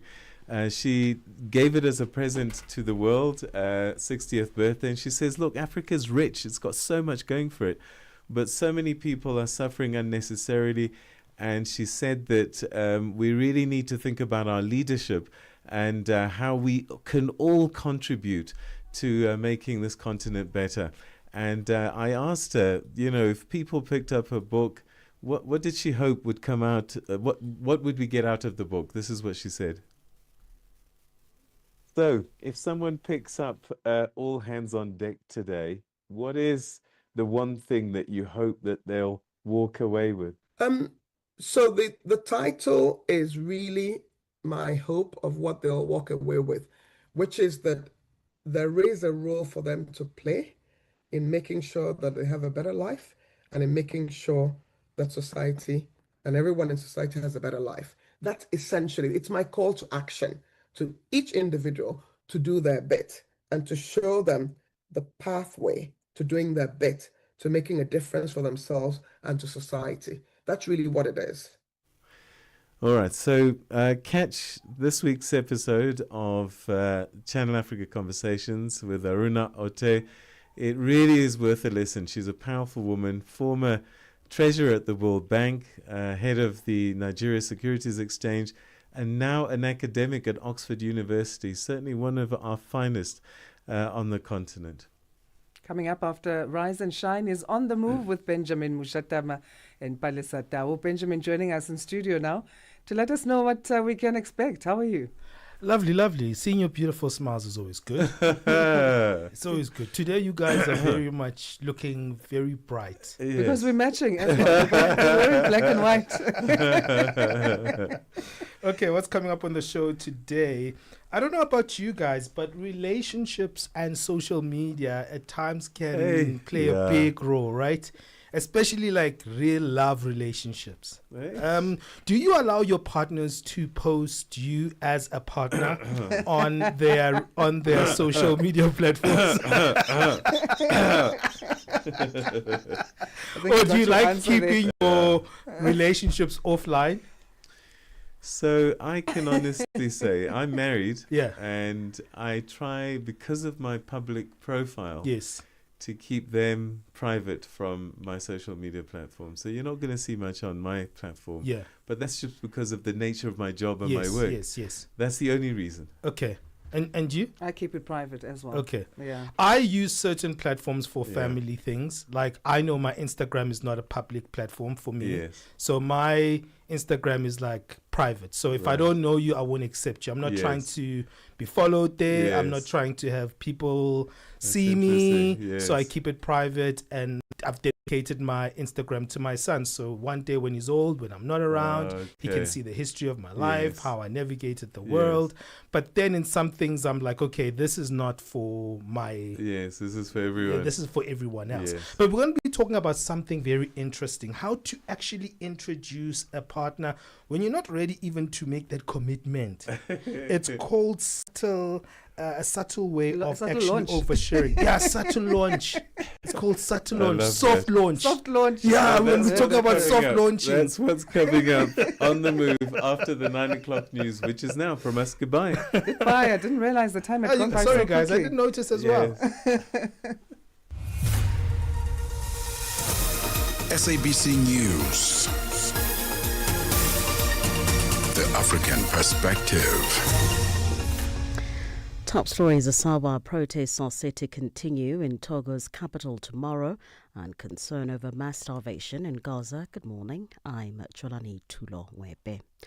Protests are set to continue tomorrow in Togo's capital Lome. Tensions are rising in Togo after a new constitution has allowed long-time head of state Faure Gnassingbe to shift to a new role as a prime minister and escape the constraint of presidential term limits.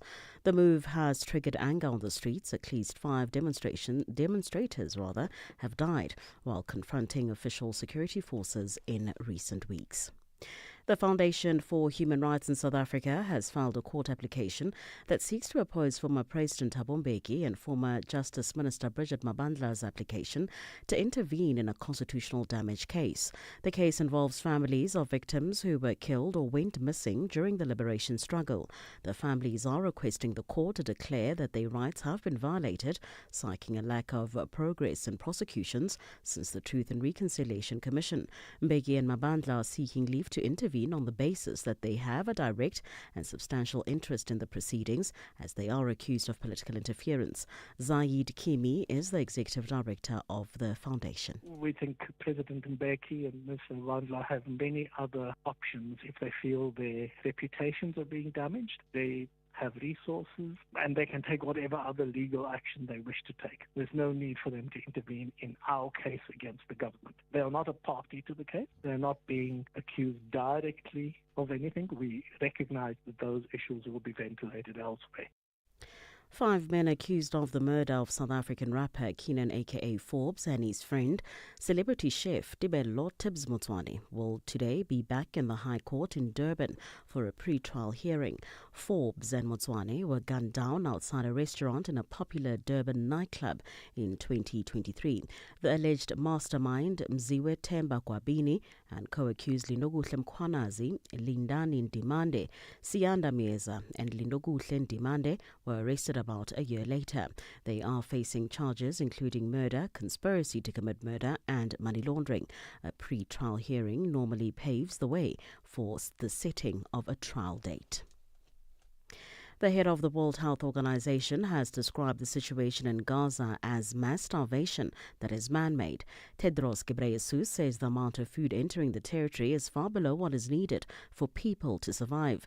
Meanwhile, Israel says the warnings of starvation are false and that any shortages are Hamas' fault. Ghebreyesus elaborates. The 2.1 million people trapped in the war zone that is Gaza are facing yet another killer on top of bombs and bullets, starvation.